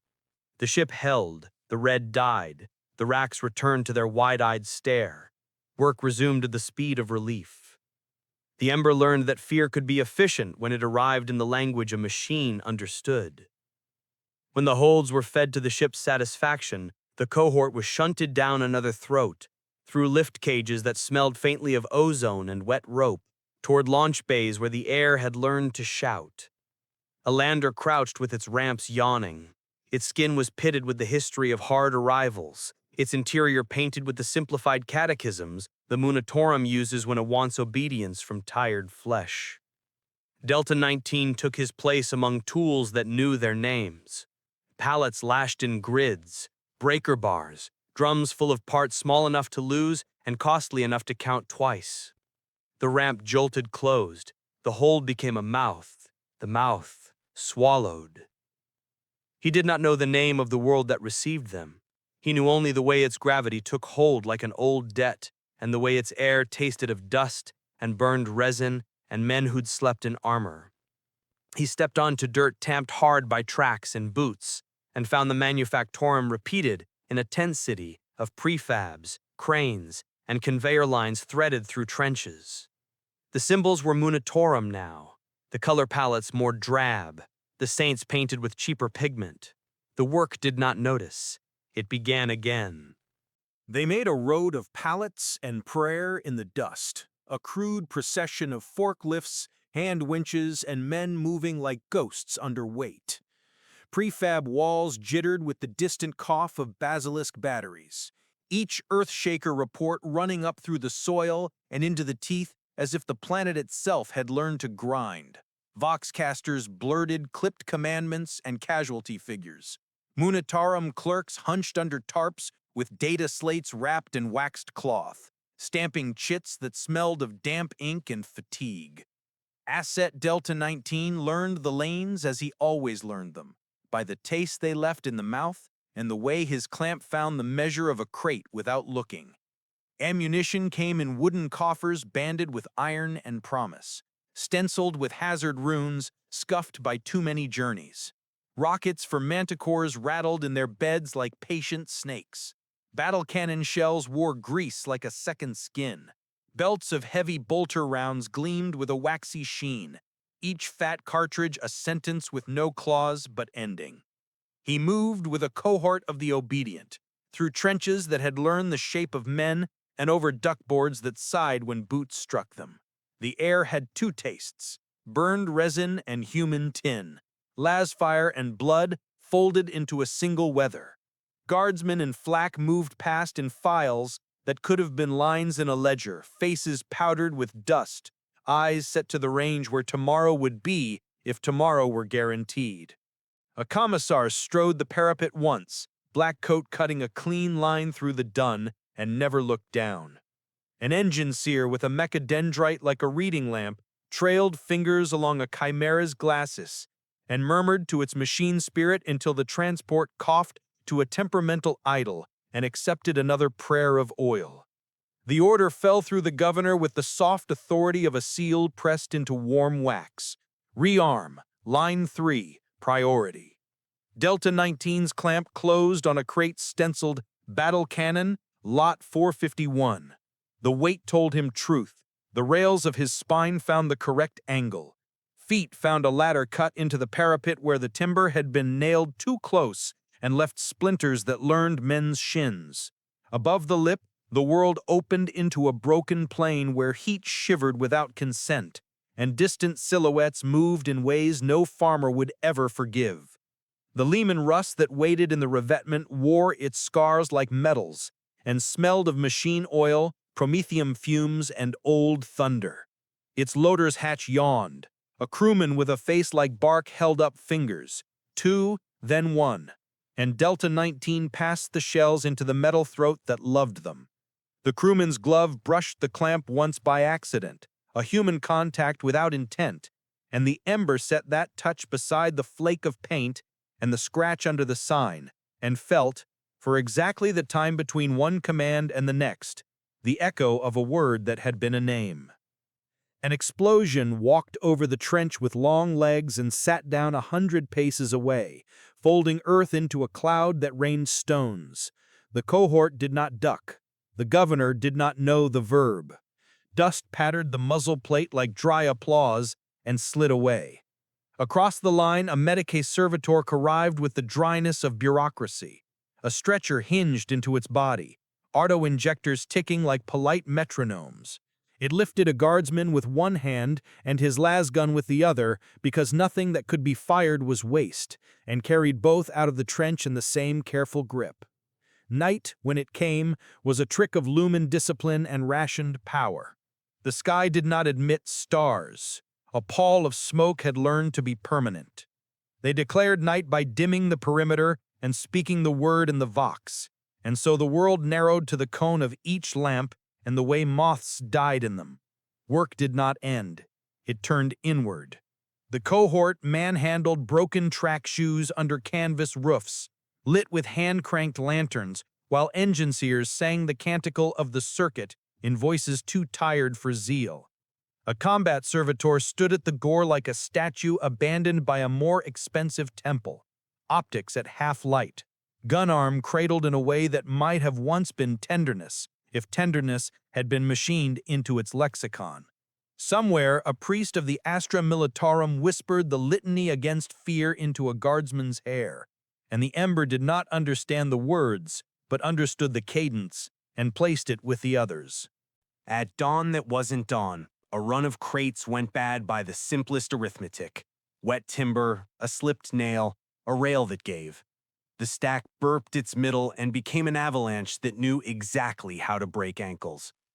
Delta 19 stepped into the fall because the command arrived faster than gravity. The clamp caught a corner, the meat hand braced, the back became a beam, and the pile arrested at a tilt that would have crushed a man not built to be built upon. A guardsman swore with reverent inventiveness and shoved chocks into place while a tech adept marked a rune of acceptance on the slate. Deviation suppressed, the nospheric whisper sighed again, and a tiny parchment kissed the rim of the cage like a benediction that didn't expect to be believed. A line of bodies moved past after second bell, wrapped in ground sheets that had learned to carry weight without comment. Reclamation servitors took them kindly, with hooks that did not snag and hands that did not hesitate. Tags were read, kit collected, boots measured for reuse. A pyre waited beyond the berm where the wind took its warmth and gave nothing back. The ember tried to reach for grief and found only a room that had been swept clean. In that emptiness, it placed something smaller than sadness, the knowledge that the line would still be here tomorrow, even if every face changed. Rumor traveled like smoke through the vents, an armored spearhead at dawn, a push to take the ridge whose silhouette looked like a jaw. Rumor was not for servitors, but even machines have atmospheres, and atmospheres carry pressure. The governor did not record pressure. It recorded new quotas, revised timings, a schedule that treated dawn like a bolt to be turned tighter. Delta 19 felt the change without calling it anything. Loads grew heavier by a measure that would not matter to a man, but mattered to a day. The Earthshakers spoke more often and with fewer commas. The Vox learned a higher pitch. In the last hour before the ridge would be asked to be somewhere else, an engineer paused beside Delta 19 and laid 2 fingers on the cranial cage in a gesture that had once, somewhere, meant blessing. A short prayer in Benheric fluted from his Vox grill and evaporated in the heat. The touch left a ring of oil like a crown drawn with a dirty thumb. The ember took the print and set it with the others and thought, without words, of circles. The order to advance came down the trench like a page torn from a book and carried on the wind.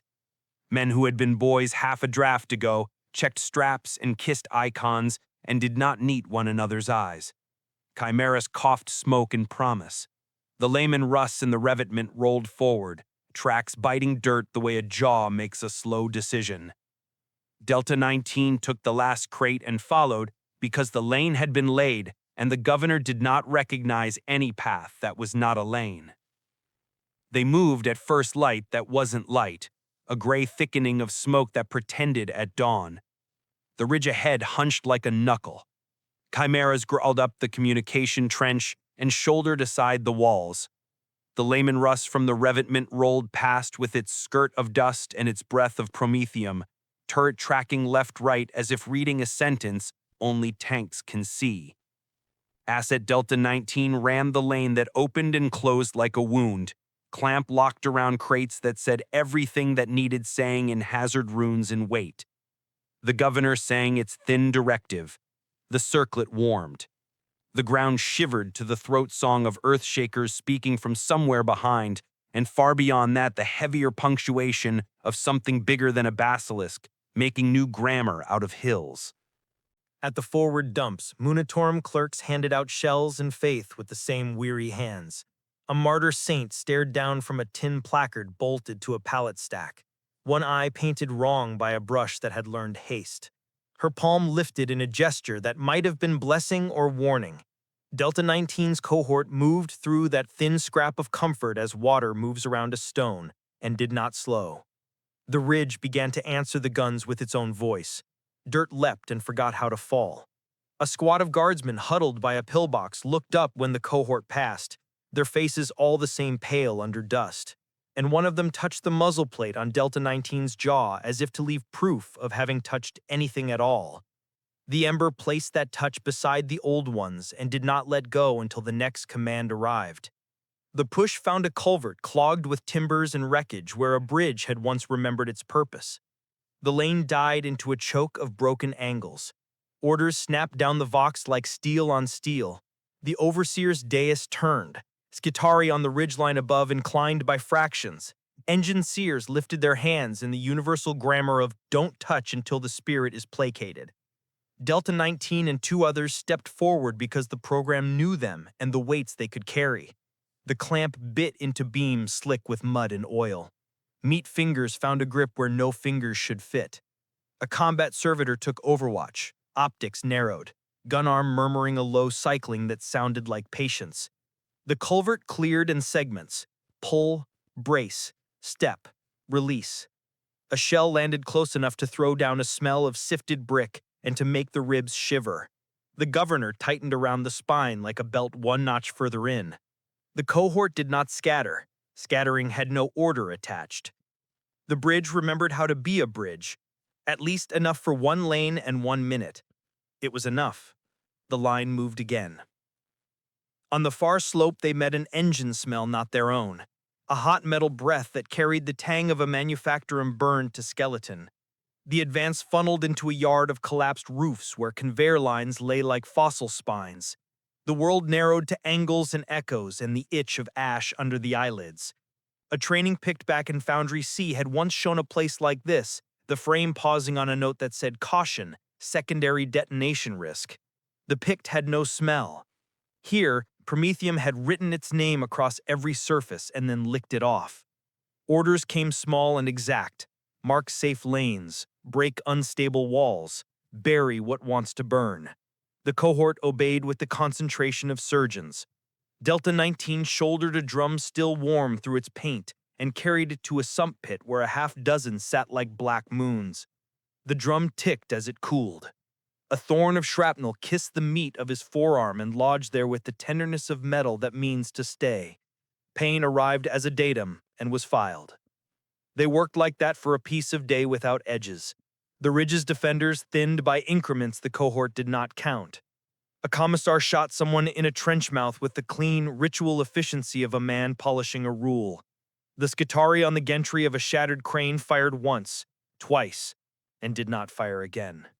A priest of the Astra Militarum climbed a pile of bricks that had been a wall, and raised a little aquila on a stick, and the wind laid the ribbon flat against the wood as if showing it how small it was. The ember watched all of it from the slit between one command and the next, and could not find a word for any of it that would not be waste. At last, the voice that governed the cohort found a quieter register. Consolidate, fortify, feed the guns. The push became a hold on a line drawn in dust and iron. Night arrived obediently when the Vox named it. The ridge did not stop making little noises. Earth still settled, metal still cooled. Men still coughed the cough nothing fixes. Under a fly sheet strung from a wrecked gantry, engine seers spread out a data slate with a map of the broken manufactorum sketched in lines and guessed at voids.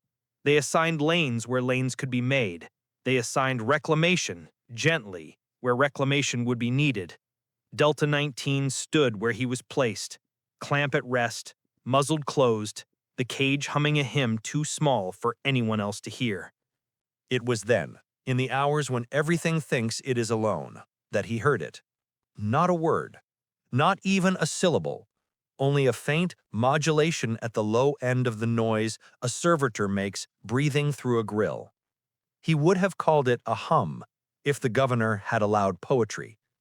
It came from a shape hunched in shadow by a collapsed conveyor, a unit no different to any other, augmentic limbs folded in the posture of a machine idle but not at peace. The sound pulsed twice, 3 times, as regular as a heart that had learned a new clock. On the 4th it broke, the way a voice breaks when it almost makes a word and fails. The ember reached toward it and found a mirror. No image, only the sense of a room on the other side of a wall where someone else sat still and did not move because moving would draw attention. A guardsman walked past with his hands cupped around a sputtering low stick, shielding the ember of it from a breeze that let no smoke rise straight. He looked at Delta 19 the way a man looks at a statue that has done him a small courtesy. "Good lad," he said to the air, because he did not have the luxury of addressing machines as anything else. The word landed on the muzzle plate and slid away. The hum from the shadow resolved into silence as if it had been embarrassed to be overheard.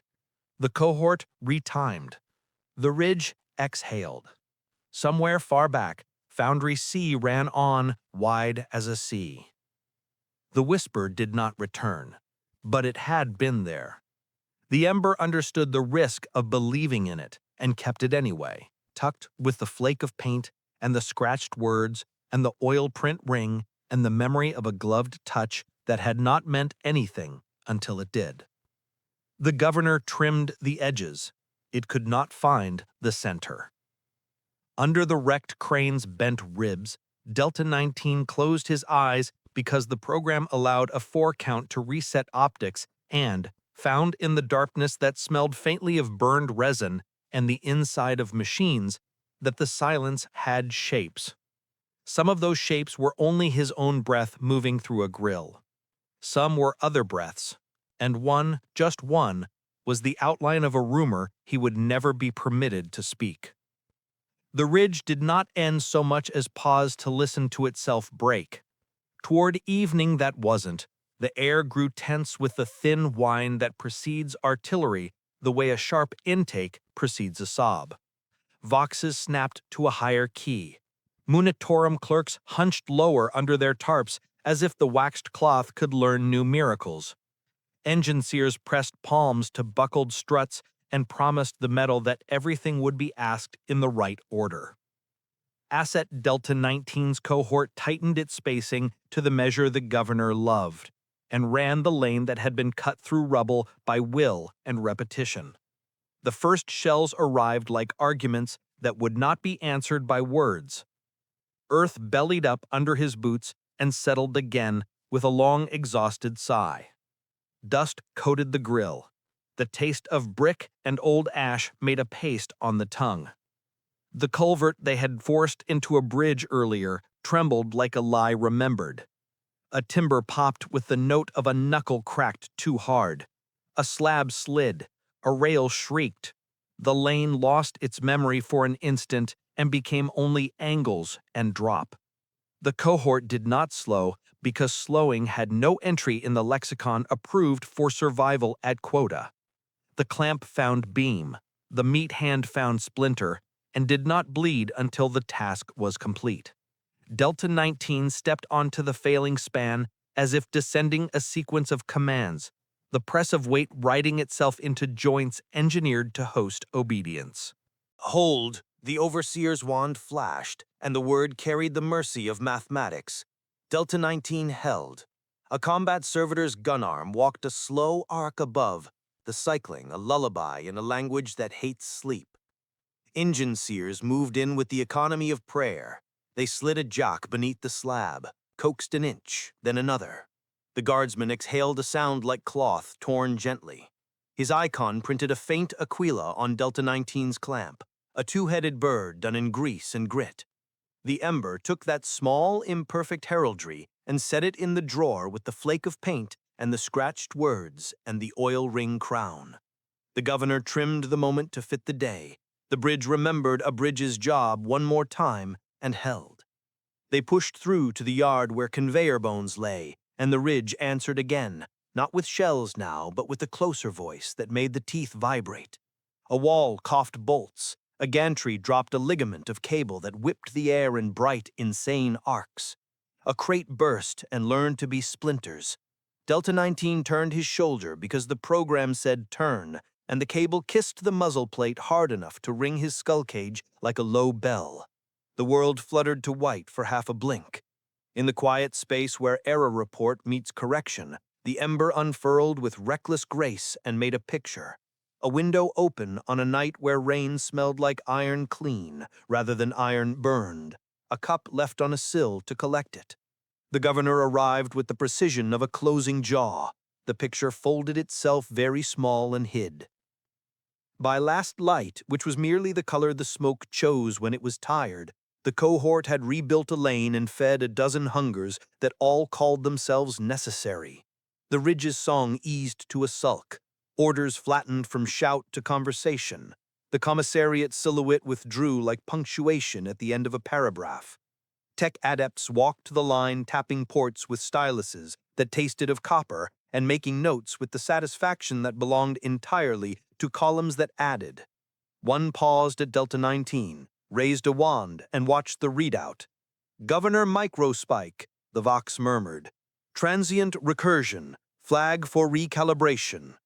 Residual complexity had always sounded like an insult delivered by a polite machine. It arrived now with the sensation of a label applied to a clean surface, neat, certain, impossible to peel. The adept affixed a slip to the cranial cage with a drop of adhesive that smelt faintly of sweet rot. Transferred to Foundry C, he said to the noosphere with the calm of a man who has moved a chess piece as instructed his entire life. Slot in the queue for swap.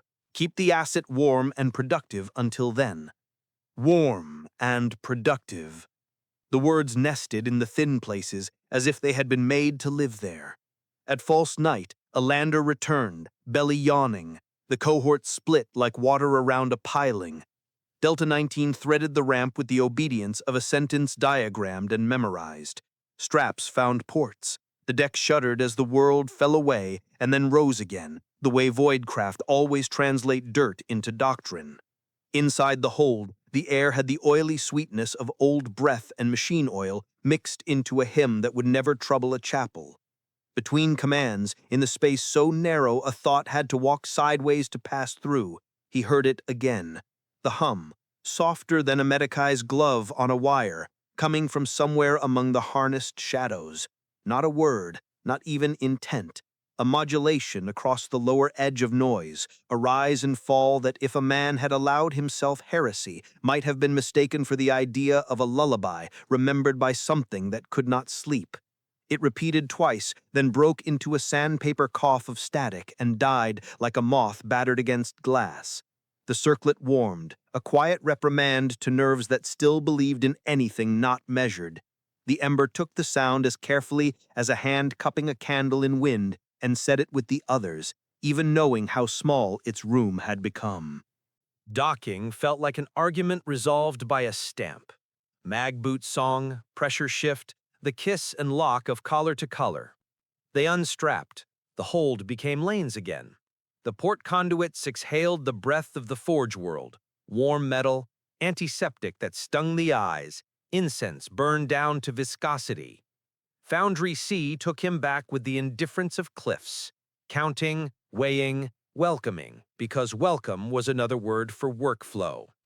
A tech adept in a balcony cage read his slip, looked down with the frank curiosity of a craftsman about to open a familiar machine, and made a small mark that meant Line 3 tomorrow, Governor Bench when capacity allows.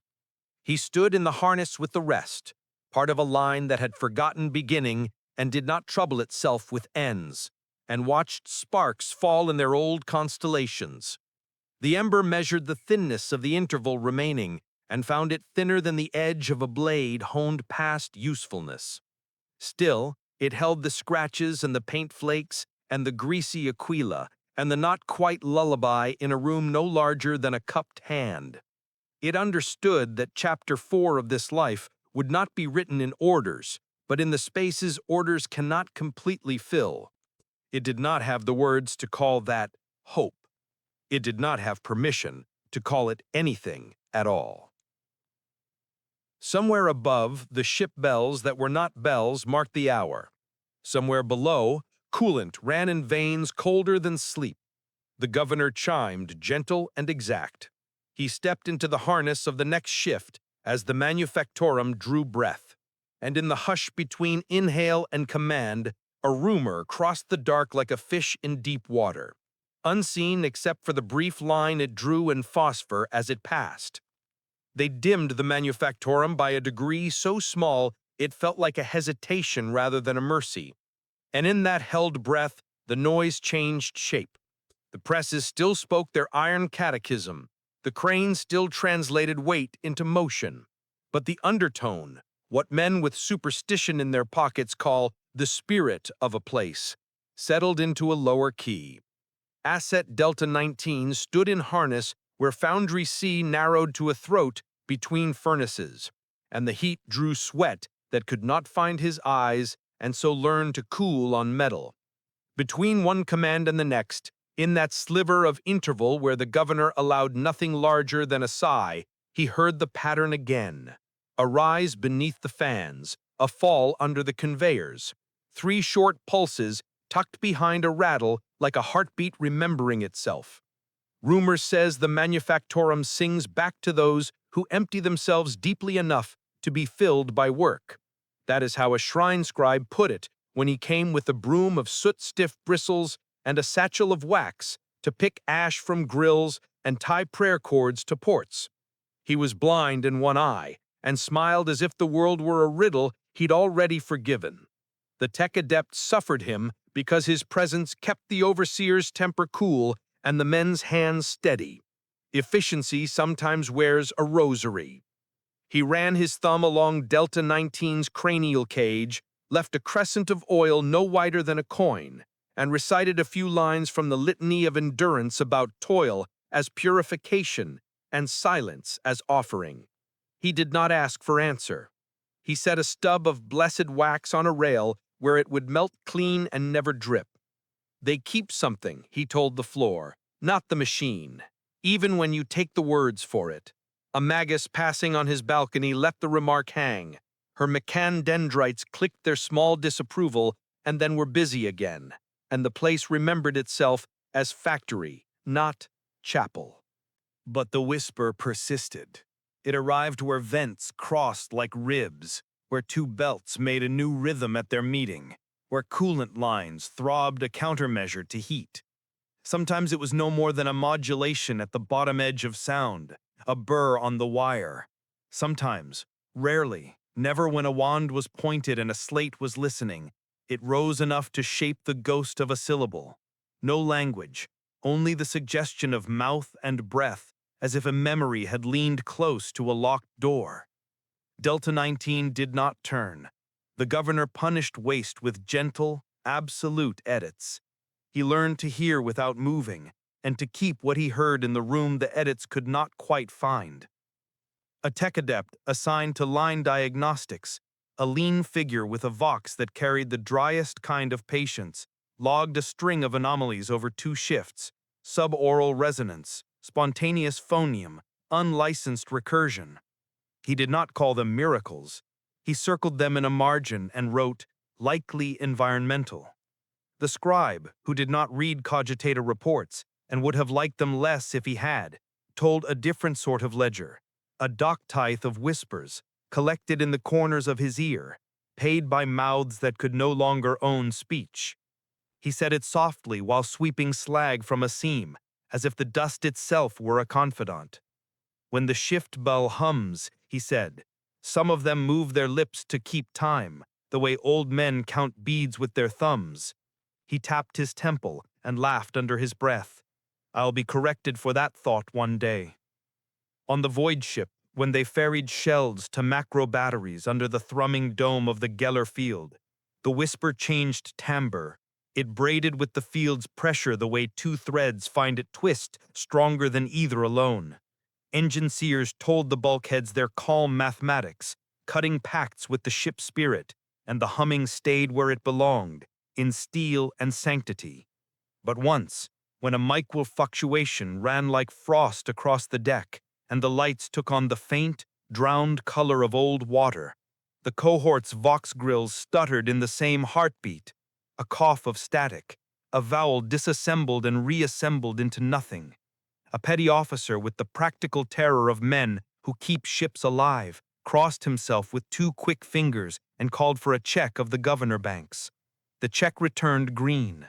The rumor took the shape of a cautionary tale at the mess tables. Feed the field, watch the welds, don't listen to the dead if they hum.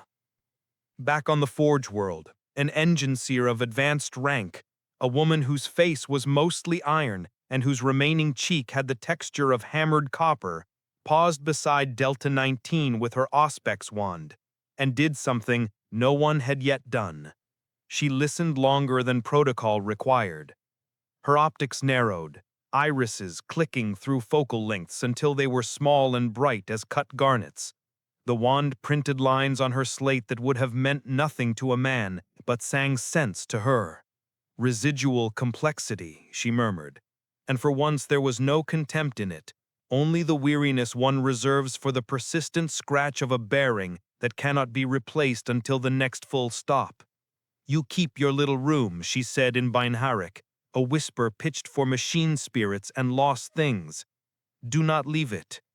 Then she drew an oil sigil on the cage, a circle with a bisecting line, protection against feedback, or against hope, which the mechanicist distrusts more than chaos. Night that wasn't night settled. Foundry C breathed. The rumor fattened on the stillness like a moth at a lamp. A unit 2 stations down tipped its head the width of a fingernail when a lumen flickered and held it there for the space of a count, 1, 2, before the governor eased it back.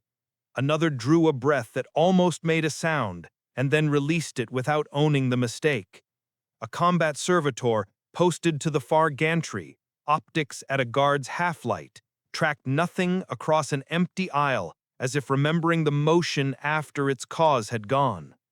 The Magos on the balcony sent the tiniest nod through the noosphere. Acknowledge, correct, proceed. And the place obeyed. But even obedience has echoes. The whisper rode them the way a whetstone rides the edge it perfects. Men told stories where stories were cheap. A manufactorum in the northern marches where a batch of cranial cages sang the same 4-note phrase before they were fitted. A shrine world sacristy where the candle servitors wept warm wax from ducts that should have held only coolant. A void ship whose maintenance crews found the words, I am scribe, scratched inside a vox hood not built for human nails. Tech adepts filed most of these tales under tradition and pressed them flat with annotations about fatigue and harmonics. The scribe with the broom kept one, a recollection of a chain of amber beads palmed on a day when his mother had nothing left to sell but time. He did not bring beads to Foundry C. He brought a voice low enough to leave the machine untroubled and a stubbornness that smelled like incense burned down to a thread. Delta 19 added the new noises to his hoard with the care of a man placing coins he will never spend into a box he cannot name. The room inside him grew no larger. It learned to arrange. The flake of Aquila paint lay beside the grease-printed bird from a guardsman's icon. The oil ring blessing nested with the scribe's wax. The almost lullaby he had heard in the Trooplander's hold took a shelf with the almost word the vents had shaped. The engineer's quiet permit, keep your little room, hung like a curtain the governor could not quite tear down. None of it interfered with task or quota. It existed as contraband measured in molecules. It did not break the machine. It showed the hairline line along which men and machines learn to pretend they are the same. In the thin hour when furnaces breathe out and the pipes answer, he thought, if the governor would permit a word so wasteful, that perhaps the whisper was not a ghost of speech at all. Perhaps it was the sound of subtraction heard from the inside. When enough has been taken, the absence hums. He did not keep the thought long. Thoughts like that develop heat under the cage. He let it cool to ash and tuck itself in with the rest. From the balcony, the Magos surveyed Foundry C as an astronomer contemplates a dark sky, not for stars, which are certain, but for the changes between them, which say where gravity has shifted. Her gaze passed over Delta 19 and did not pause. Her slate carried the same verdict every slate had carried since the ritual of unmaking ended and the work began. Productive, within tolerance, Governor Swapsh scheduled when capacity allows. The rumor left no marks she could register. It left a line only in a place the administratum does not count, the thin seam where silence learns to shape a mouth. They called it a maintenance lull and not a silence, because silence implies intent, and intent belongs to things with names. The overseer's wand passed its small decree along the aisle. The furnaces lowered their breath. The belts stepped down a fraction. The cranes paused at the top of their arcs like saints in frescoes, trying to remember whether they were meant to bless or warn. Asset Delta 19 stood in harness with the clamp at ease and felt the governor loosen by a measure no wider than a hair. In that slack, the rumor took shape. It crept out from under bearings and walked the seams where plates met, a thin, dry sound like breath drawn across a comb's broken teeth. 3 pulses, a rest, 2 more. Not language, the suggestion of a mouth. A tech adept on diagnostics rolled a cart to the throat of Foundry C and set out instruments with the reverence of a man laying knives before a sacrament. Auspex wands sprouted along the rail. A cogitator blinked patient green. A glass bell jar covered a tiny chime no bigger than a fingernail. He tuned filters until the background throb of coolant went to velvet, and the press cadence flattened to a metronome. The little chime trembled without ringing. Sub-aural artifact, he told his slate. Likely environmental. He spoke without irony, because irony is wasted in places where numbers are the only confessions worth hearing. The scribe with the soot broom watched from the margin with the speculative smile of a man who has never been asked to prove his faith. He formed a sign with his thumb and oil, and did not announce it to anyone who could write it down. Later, on a shift that tasted of scorched insulation and the bitter backwash of promethium, the rumor changed register and climbed.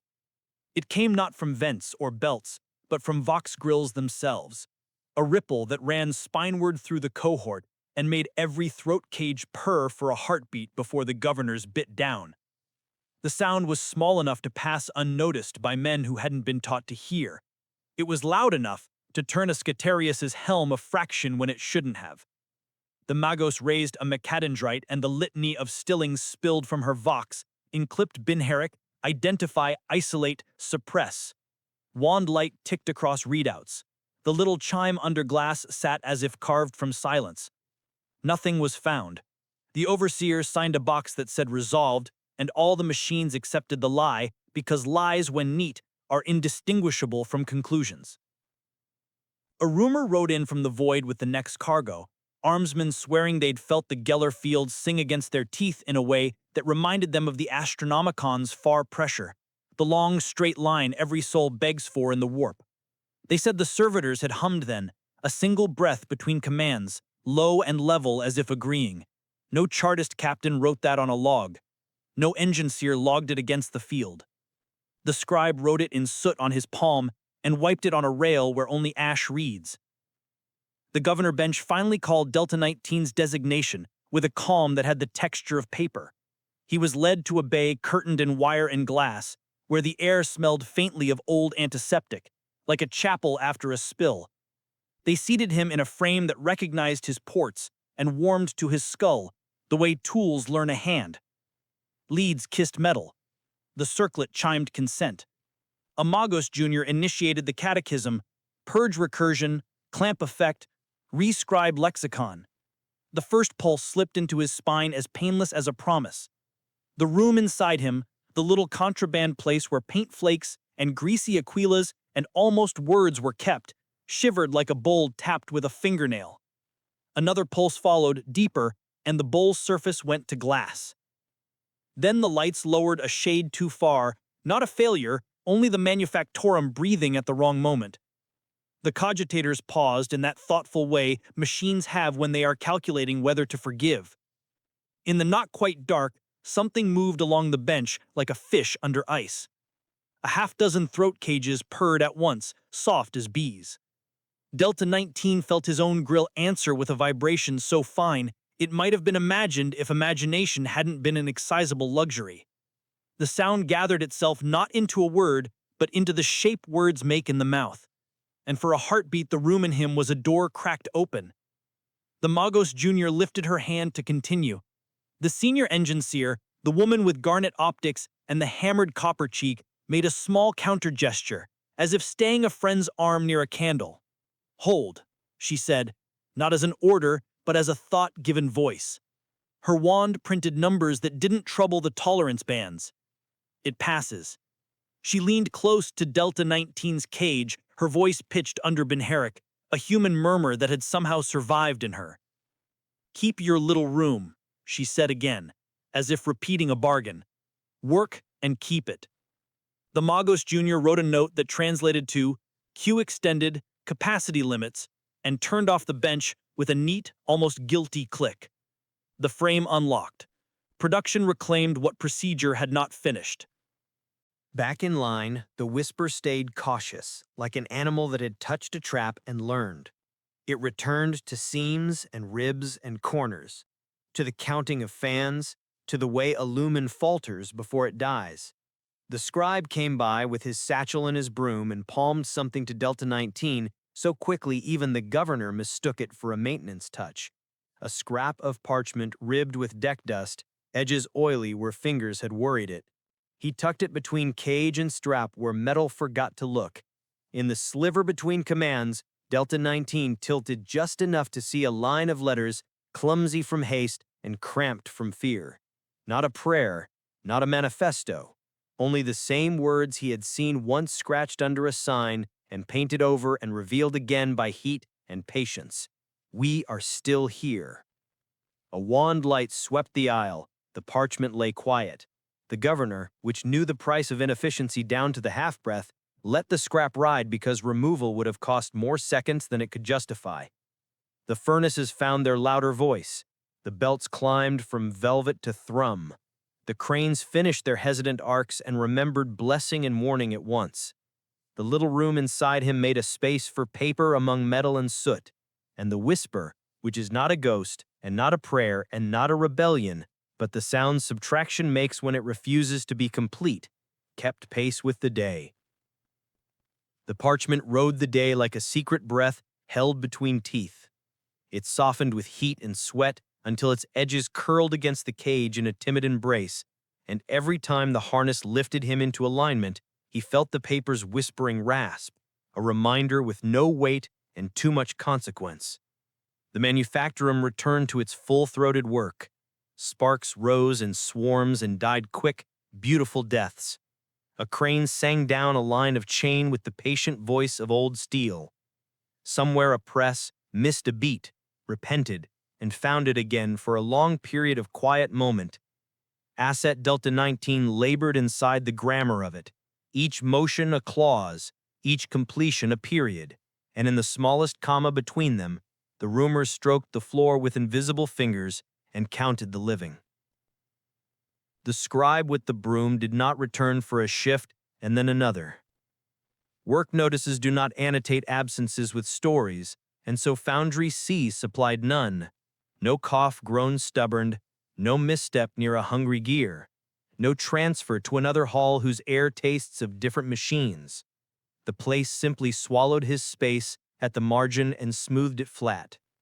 Yet a faint trace of his oil sigil endured where his thumb had drawn a crescent against the cage, a dull shine that caught lumen light like a memory that refuses erasure. When the overseer's dais rolled past, servo skull bobbing and picked lens open like a little black eye, Delta 19 did not tilt his head to follow. The governor would not spend the breath. He kept the crescent in the same shelf where the paper lay and made room for a lack. A summons came veiled in procedure. An ecclesiarchy delegation to tour Foundry C, review tithe outputs, pronounce blessings calibrated to soothe administrative nerves. The Magos received it with the prim courtesy of a ledger prepared to balance itself. The procession arrived smelling of incense and cold stone, white gloves gray by the time they crossed the second gantry. A confessor at the fore lifted a crozius half its length and purity seals, his eyes bright with the hard humor of a man who has learned to preach over thunder. Behind him came two choir serfs with throats tattooed in stave lines, a file of lay brothers in flack-dyed hopeful black, and, limping at the edge where no one had asked him to walk, a scribe with one eye clouded, broom traded for a small brass aspergillum dented like a pilgrim's cup. They halted at the throat between furnaces where Delta 19 stood in harness. The confessor's words rolled, measured and loud, about duty as the Emperor's breath and suffering as the Emperor's mirror. The choir found a pitch that did not offend cranes and presses, a thread of human sound warped carefully around iron. The Magos responded in Benheric with a litany that made every syllable an equation. Oil sprinkled, seals kissed ports in cranial cages. The lay brothers' faces took on the expression of men imitating certainty as a kindness to others. And then the confessor stepped closer. Crozius dipped in gravity and touched the muzzle plate as one would touch the brow of a man about to sleep. "Work is prayer," he said, and in the saying made it true for the length of a syllable. His eyes flicked once to the parchment's corner, saw the two-headed bird of the Aquila traced in grease, and looked away with the tact of someone who has learned when to name a thing and when to leave it in the dark. The scribe lifted his aspergillum and shook oil in a clumsy arc that dotted Delta 19's cage with a constellation of dull stars. He did not speak. He did not need to. His one clear eye held the same smile as before, tired and private, and somehow generous. The rumor in the floor rose 2 beats and fell, and for a breath the choir's thread and the manufactorium's undertone braided without quarrel. The Magos, who distrusted coincidence less than she distrusted waste, inclined her head by the width of a coin and allowed the moment to pass unshaved. When the procession withdrew, a new placard hung above the lane, the letters neat and freshly sanctioned. Toil is witness. Someone, too quickly to notice, too slowly for innocence, had scratched a little line beneath the final S, a mark that meant nothing and everything. A human tremor preserved in paint. The governor did not instruct eyes to see it. The ember did. It set the mark beside the others and felt the room inside grow no larger and somehow more furnished. Work surged, a quota braided with another quota and pretended to be only one. A combat servitor on the upper gantry stiffened, optics flaring to hard ruby for a beat too long, then settled as a wand's blue pulse kissed the back of its neck. A loader's knee whispered complaint. Correction answered with the absent-minded kindness of habit. Far across the hall, a cranial cage chimed faintly against a rail, and the sound went on traveling after its source forgot to ring. Delta 19 lifted, set, until the governor's song became not a song, but a background weather, something the bones interpret without asking the mind for help. And in that weather, the rumor learned new roots, as water learns every crack in a stone if given enough time. It took him to the reclamation aisle once, not by choice but by the economy of failure. A unit's augmetic elbow had seized, and when the wand's correction arrived a half-breath too late, the press proved honest about what steel does to what stands in the way. Reclamation greeted the ruin with gentleness, hooks that did not snag, hands that did not waste more than gravity demanded. Parts were tallied, flesh was returned to ash that warms nothing. The cranial cage went to a bench where a tech adept with fine tools and a steadier voice traced its ports the way a remembrancer's finger might trace letters carved half a century earlier. The adept paused, tilted the cage toward the light, and with a penknife lifted a strip of parchment tucked under its rim. We are still here. Deck dust blurred, oil stained, a child's steadiness in adult hands. He looked left and right as if expecting to be instructed whom to become for finding it. No instruction arrived. He folded the scrap once with a care learned from other rituals and slid it beneath his own cuff as if saving a receipt too small to matter to anyone but one man. The rumor made a sound like a fingertip drawn across the rim of a glass and then subsided, as if satisfied with its own small persistence. Shift bell, retiming. The furnaces inhaled. The belts took up their patience. The cranes remembered their arcs and their purpose. On the balcony, the Magos watched the aisle where the ecclesiarchy had passed and felt, not in her augmetics, but in the stubborn square of flesh left to her, the faintest echo of being witnessed. She filed nothing under that sensation, she adjusted nothing. Yet when the governor bench sent another polite request for Delta 19's swap, residual recursion, transient affect, the engine seer with the hammered copper cheek marked delay and wrote in a binheric that had learned to be almost human, observed stable under load. She did not look at him when she wrote it, she did not need to. Night that wasn't returned, and with it the stretch of hours in which machines grow contemplative because men do. Somewhere high in the rafters, a lumen guttered down to a blue ember and held there, stubborn as a ship's lamp in bad weather. In its light, 3 servitors at distant stations shifted their weight in the same unprogrammed rhythm, a sway the size of a heartbeat, as if the floor had become a deck and an old sea had remembered them. The governors trimmed the motion before it could learn itself into habit. The ember inside Delta 19 counted the sways anyway and knew a number without a name. They say the Astronomicon is a line so long it teaches lost things to walk straight. No one in Foundry C had ever seen it. Most had never been farther than the sky a void ship paints on a hab's ceiling to please children. Yet rumor, which loves the shape of a star more than the star itself, crept in with cargo and left with shells and spoke in the quiet spaces about lights that guide and thrones that burn and what it costs to feed either. Here, where no man dared to assert theology to a machine, such ideas wore only the clothes of murmurs, a scribe's crescent of oil, a confessor's palm on steel, a scratched line that heat could not forgive, a paper kept alive by the friction of a working day. Delta 19 did not assemble these into meaning. He arranged them where they would not be thrown away and labored on. At the end of a long lane, beneath an arch painted with a faded aquila whose wings had begun to peel like bark from a dead tree, a procession of servitors crossed a causeway between foundries. They moved without hurry, a river of labor clothed in clamps and cages, each bearing something that would become something else, and then something after that, until the chain ended somewhere none of them would ever see. Men on the gantries paused a half-breath longer than regulation to watch them go. Not out of pity. Foundry C has no time for pity. but out of the instinct that makes a man turn to examine a cliff he lives beneath.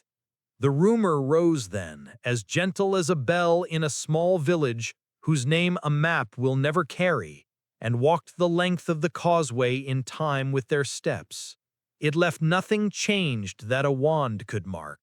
It left the air feeling slightly used, as if breath had borne witness and would not admit it. The paper rasped under the cage when the harness lifted him to the next cycle. The governor hummed its immutable grammar. The furnaces exhaled promises that sounded like threats and were neither. He lifted, set, until the world narrowed to usefulness, and the thin room inside him held its crowded, contraband warmth against the cold on every side. Somewhere above, a bell that wasn't spoke the turn. Somewhere far away, men knelt before an altar and named silence a virtue because they had to. Here, silence learned a mouth and then learned to close it again. The rumor followed him into the ship again, small as a seed under the tongue. The hold's air wore the same tight sweetness of machine oil and old breath. The straps found the ports with a lover's memory. The Gellerfield pressed the teeth without asking permission. Armsmen moved through the lanes with the humility of men who know where walls end and the ocean begins. 2 hours to translation, a petty officer said to a consul that had long ago learned to listen only when figures were offered. Somewhere forward, the shrine to the ship spirit ticked as candles tunneled themselves into pools of wax that would never reach the floor. He worked the macro battery feed with the other obedient, clamp closing on lifting eyes, meat hands steady where steadiness is the only prayer that matters. The governor spoke in its thin, exact grammar. The circlet warmed. In a lull, engineered to keep men from breaking the machine by trying to be quicker than it is, his vox grill caught a tremor so low it was a touch rather than a sound. 3 pulses, a rest, 2 more. The same mouth without words. It ran through the cohort like a breath shared. The petty officer glanced up, eyes narrowing to the cast of a thought he would not write down. Field singing, he said to no one. Feels like home when the choir's good. He meant the Astronomicon the way a man means a far lamp seen through snow, as story, not as certainty. The engine seer at his elbow tapped a rune that meant, do not anthropomorphize systems, and answered with a priest's patience, harmony under tolerance. No one argued with either truth. Translation tasted of cold copper and old wool. Light along the ribs of the hold thinned to blue, then recovered to a practical white that loved no one. The macro batteries cooled a fraction and sulked. For a heartbeat long enough to count with a thumb on beads, every vox grill on the deck purred the same note. Not a word, not language. The shape of speech pressed into the world like a watermark. The governor bit down with the soft finality of a gloved hand closing a book. The note ended as if it had never begun. The petty officer crossed himself where no one could see and told the manifest that all was well. Back in Foundry C, the quota learned a new adjective and pretended it had always been there. The engine seer with the hammered copper cheek read the request for Delta 19's governor swap and signed delay again, her stylus moving with the quiet insolence of a woman who has decided which rules serve work and which serve only themselves. She did not look down from the balcony, he did not look up. Between them, the manufactorium continued its old sentence. Commas for retime, periods for completion, no question marks at all. In a heat-staggered afternoon, a pair of Adeptus Arbites passed along the gantry in lacquered black, visors down, batons at their hips like arguments you cannot win. They were not here for men. Foundry C does not waste them if it can help it. They were here for numbers, yield variances, latency spikes, a rumor the administratum had dressed in the clothes of audit. The Magos received them the way cliffs receive waves. Auspex wands counted. Cogitators produced tables that please the part of the universe that believes columns absolve. One Arbite paused by the reclamation bench and turned a cranial cage with 2 careful, unkind fingers. His visor showed him nothing that would matter to a man who measures obedience in units and time. The tech adept beneath his gaze breathed with the controlled slowness of a worker keeping glass from fogging, and let his sleeve hide a folded scrap of parchment that was none of the law's concern. Night that wasn't returned. Lumen strips dimmed to a color that remembered sky only as a rumor it had once heard from a child. The room inside Delta 19, the little contraband cell where paint flakes and grease birds and a confessor's touch and a scribe's crescent and a paper's whisper lived in an order no ledger would recognize, grew no larger, it grew denser, like a coal banked against a winter that would never end. The whisper worked the edges of the hour and left them rounded. It found the seam in a weld and tapped it once, twice, as if remembering the music of being joined. A combat servitor on the far gantry turned its optics in a smooth, unnecessary pan, the kind men make when watching weather. The governor trimmed the motion to nothing and filed no report. Some mercies are not recorded for fear they will be taxed. When the summons came again, swap the governor, purge the recursion, tidy the lexicon, it carried the impatience of tidy minds running out of untidy days. The bench was brighter this time, the instruments fewer but sharper, like a chapel stripped down to its altar after a famine. The Magos Jr. keyed the catechism. The frame closed around the skull cage with a click that fell like winter settling into beams. The first pulse went in, then a second, then the thin, clean knife of a third. The little room shivered as if the house had been knocked and every cup in it had trembled. The engine seer with garnet optics watched the readouts narrow and did not move her hand. She could have said, "Hold," and made it a command. She did not. The rumor rose at the edge of hearing, tiny and stubborn, an animal refusing to uncurl. The chime under glass on the diagnostic cart trembled and rang exactly once, too soft to be proof and too loud to be nothing. The junior stylus hesitated above a box that wanted ticking. The senior inclined her head the width of a vow not yet spoken, and said in a voice hardly higher than breath, "Observed stable under load." It was not rebellion. It was a choice about where to place a comma in a sentence that had already decided its own ending. The frame opened. The bench released. Production reclaimed him. A wand kissed the back of his neck with a correction small as a sigh. The partsman under his cage scratched its quiet, papery approval, and the governor, satisfied with its own neatness, did not notice. Shift turned. The furnaces inhaled. The belts found their old arguments. Men on the gantries stepped aside to let a river of servitors cross the causeway between halls, each bearing a weight that would become a weight for someone else to bear. At the midpoint of the span, where a faded aquila peeled from the arch like tired paint from a saint, the whisper walked level with their steps. 3 pulses, a rest, 2 more, a rhythm modest as a village bell. The kind that tells you daylight will keep coming whether you ask or not. No wand flickered, no slate wrote, no law cared. But a handful of men at the rail, and one engine seer on a balcony, and the ember inside a skull cage with a number for a name, heard it and did not let it vanish as quickly as it arrived. The manufactorium taught its lesson again, that silence is not the absence of sound, but the accumulation of what cannot be said. The rumor learned to live there. The day went on. They shifted Foundry C to a different script, without changing a single machine. Orders arrived with ceremonial filigree lace at the edges, special commission, parade fittings, vox pylons trimmed in brass, a freestanding imperial aquila large enough to shadow a plaza. The work was not softer. It was merely destined to be seen. Asset Delta 19's lane turned from weapon mouths and engine guts to columns and crossbeams meant to hold banners. The metal was the same, Promethium had the same flat taste, and the rails complained with the same old voice. But every piece wore a skin of polish that said spectacle rather than siege. Overseers spoke in quieter tones as if rehearsing for visitors. Tech adepts burnished weld seams until they shone like scars forgiven. The rumor traveled with the crates that bore seals of ecclesiarchy and administratum both. A triumph had been declared on a shrine world whose name the cohort would never be permitted to pronounce. A crusade army would march, banners lifted, saints invoked by voxcasters tall as watchtowers. The Upetus Arbitus had already cleared a path. The Astra Militarum had painted their armor with a day's worth of hope. The Munitorum had drawn lines through ledgers and made them look like prayers. Men in pipewalk shadows said that, on Terra, during such processions, servitors stand at the edge of marble stairs while the Upetus Custodes pass by in dull gold that drinks the light. And that once, this told in the soft voice of the scribe who came back with oil on his sleeve and a limp you didn't remember from before, a custodian guard's mirrored visor caught a servitor's optic dead on, so that for a heartbeat, the greatest of the Emperor's wardens and the emptiest of his tools held one another's image.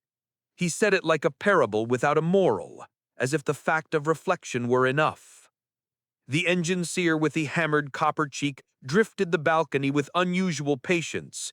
Twice in a shift, she walked the governor bench request back from urgent to capacity limited, marking delay with the same neat hand that could write condemnations. Observed stable under load, she recorded, and the Binharek had learned a little warmth. She did not look down at Delta 19 when she wrote it. She would not have found him if she did. The cohort had become a flock of numbers, moving in rhythm tight as woven wire. His parchment rode the cranial cage like a timid pet under a coat. When the harness lifted him, the friction rasped. The governor filed the friction under acceptable inefficiency and forgot. They rehearsed the departure the way soldiers rehearse an assault. Crates of pylons, bundles of banner poles the length of hob corridors, vox housings big as kitchens, their bellies lined with rune dials the choir serfs would finger as if rosary. The lander yawned. A priest came with a chain sensor and touched oil to clamps as if christening horses. The scribe flicked blessed wax on a rail and set a stub to melt clean, his one good eye soft with a thought he would not embarrass by naming. Some monuments stand, he said to the machine, not the men. Some pass through. The tech adept at his side made a note about load sequencing and did not hear him at all. Transit tasted of cold, the kind that lives in metal's memory. The Gellerfield pressed the teeth with its polite tyranny. The rumor braided with that pressure until it felt like the idea of a choir lodged under the tongue. Harmony under tolerance, the engine seer at the bulkhead said without being asked. A petty officer muttered, feels like the line, meaning the Astronomicon, and made a quick, guilty sign. Delta 19 did not look up. The circlet hummed. The paper whispered. The governor held him to the simplest grammar in the galaxy. Lift, set, lock. On the shrine world, daylight came in an honest color. The sky remembered blue. Streets had been scrubbed until the cobbles shone, and colonnades wore vestments like vanners. The procession ground was a canyon of saints carved in stone, their eyes downcast in permanent mercy. A dais rose where 4 avenues met, a stage built in a week and meant to look eternal for a day. Delta 19's cohort unpacked the symbols of the Empire with the same care given to macro shells. Vox towers climbed the air. Sensor chains took their stations, their bowls black with old sweetness. A freestanding Aquila unfolded like a hinge and found its posture with a click that sounded, in that square, like a verdict. The crowd, still only rumor at the edges, began to tint the air with human breath. He took his place at a pylon, clamp set, meat hand braced, muzzle plate polished with a rag that smelled of laundry soap. A lay brother dabbed oil on his cranial cage and left a print of 5 blunt stars. Work is prayer, the brother said without looking into the grill. The words settled like dust. The rumor moved with the wind, touching pennants and pinned collars and the fine hairs on the back of a child's neck. When that child wandered close and laid 3 fingers on the muzzle plate as if touching an altar, the ember gathered the warmth and stored it beside a gloved brush at a trench and a grease-bird Aquila left on a clamp. The governor trimmed nothing. The touch cost no seconds and made no sound. The day waited. The dignitaries were still dressing their intentions. The banners learned to breathe. The square learned its own voice as the morning filled it, a patient murmur that rose from cobbles scrubbed to a shine and facades hung with saints. Pilgrims pressed close to the cordons, with their hands round little icons that had been polished by years, not cloth. Unitorum crews in new dyed drab trimmed roots with twine and paint, as if drawing arteries into a body that had not bled yet. Choir serfs tested the vox pylons with scales that tasted of metal and breath. The notes climbed the lattice and came back full, like light bounced from a glass dome. A company of the Astra Militarum took station at the steps in parade order, boots kissing stone with disciplined affection. And a procession of ecclesiarchy dignitaries rehearsed the angle of their crow's eye the way a gunsmith rehearses fit. The Adeptosaura Taurus arrived in a black line that drew a clean stroke through color, ceramite catching sun without surrendering it. Their helms turned fractionally toward the crowd, as if guarding both prayer and perimeter. The cult Mechanicus sent a trio of magi, whose robes moved like red water. They traded Beinharik with the Deus Cogitators until the tower's rune faces smiled their mechanical blessing. Asset Delta 19 stood with the others at the bases of pylons and banners, a colonnade made from men who had been planed down to function and left to look like stone. Oil dotted his cranial cage where a lay brother's fingers had been too generous.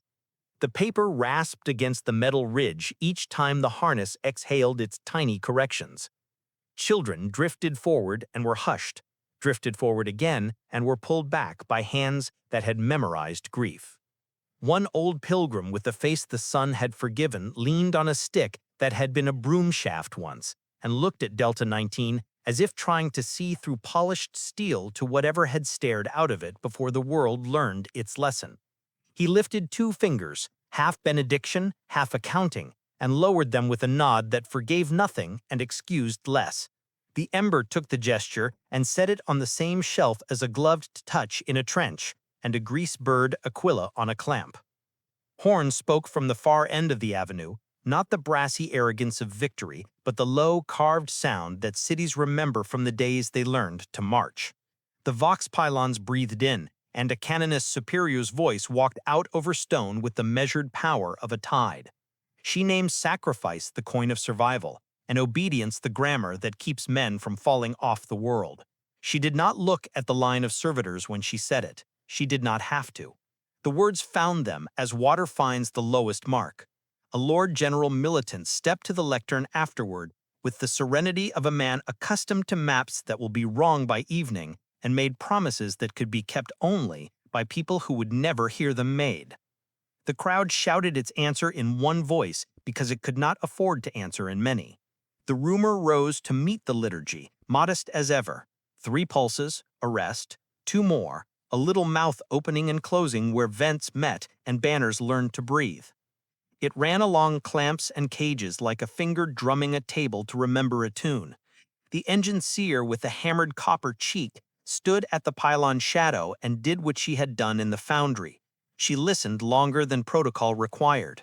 Her garnet optics narrowed to a focus that had learned patience from work.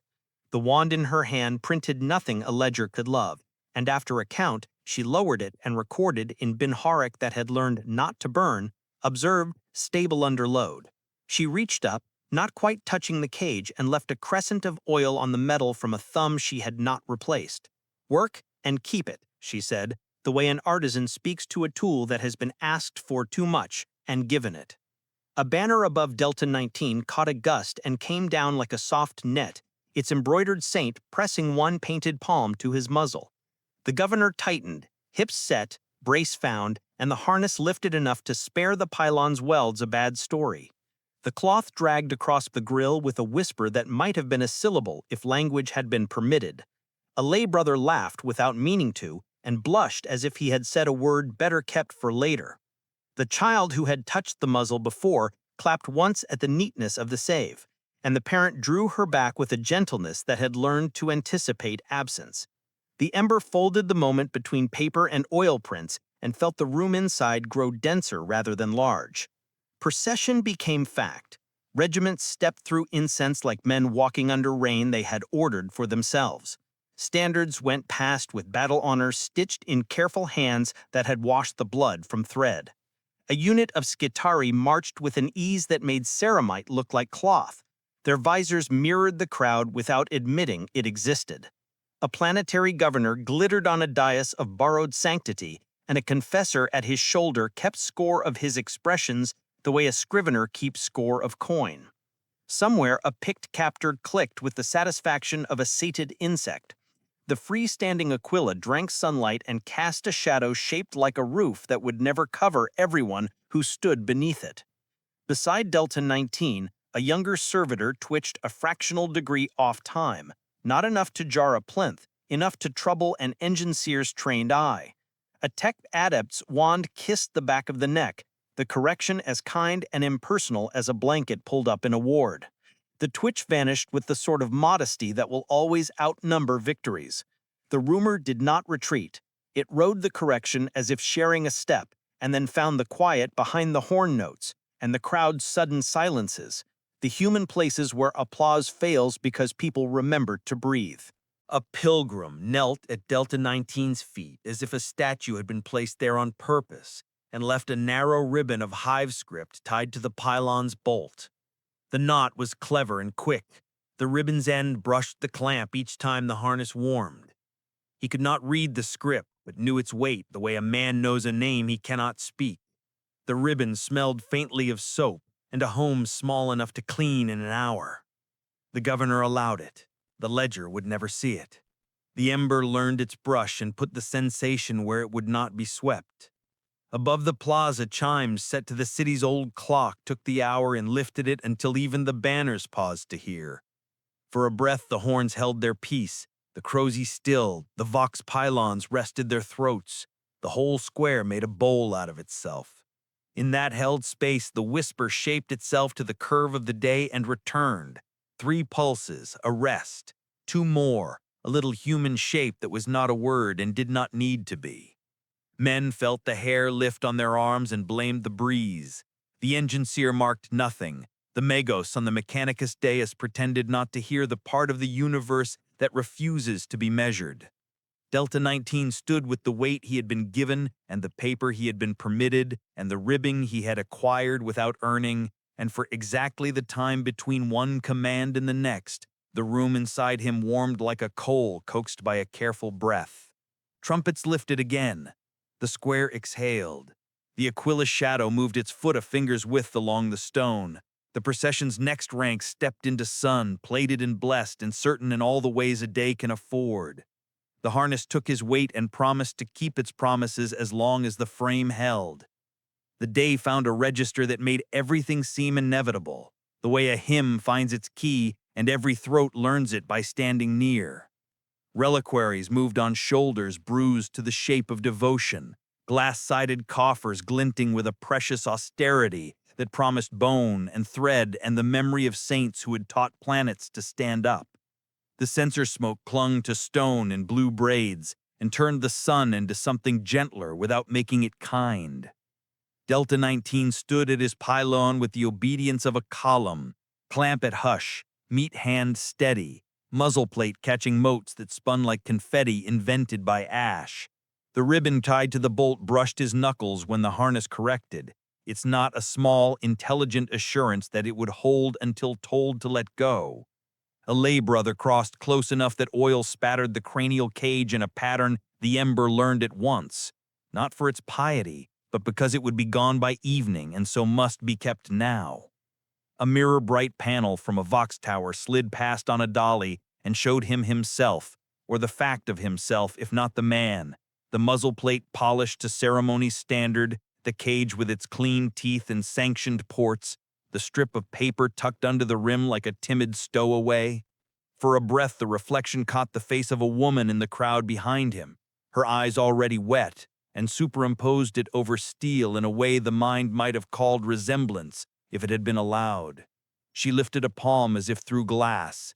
The image broke as the dolly turned and the panel took sun, and the world returned to its permitted angles.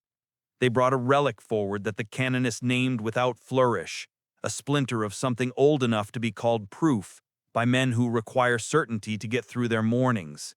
Vox pylons breathed her voice into a square that had learned to be patient with loud things.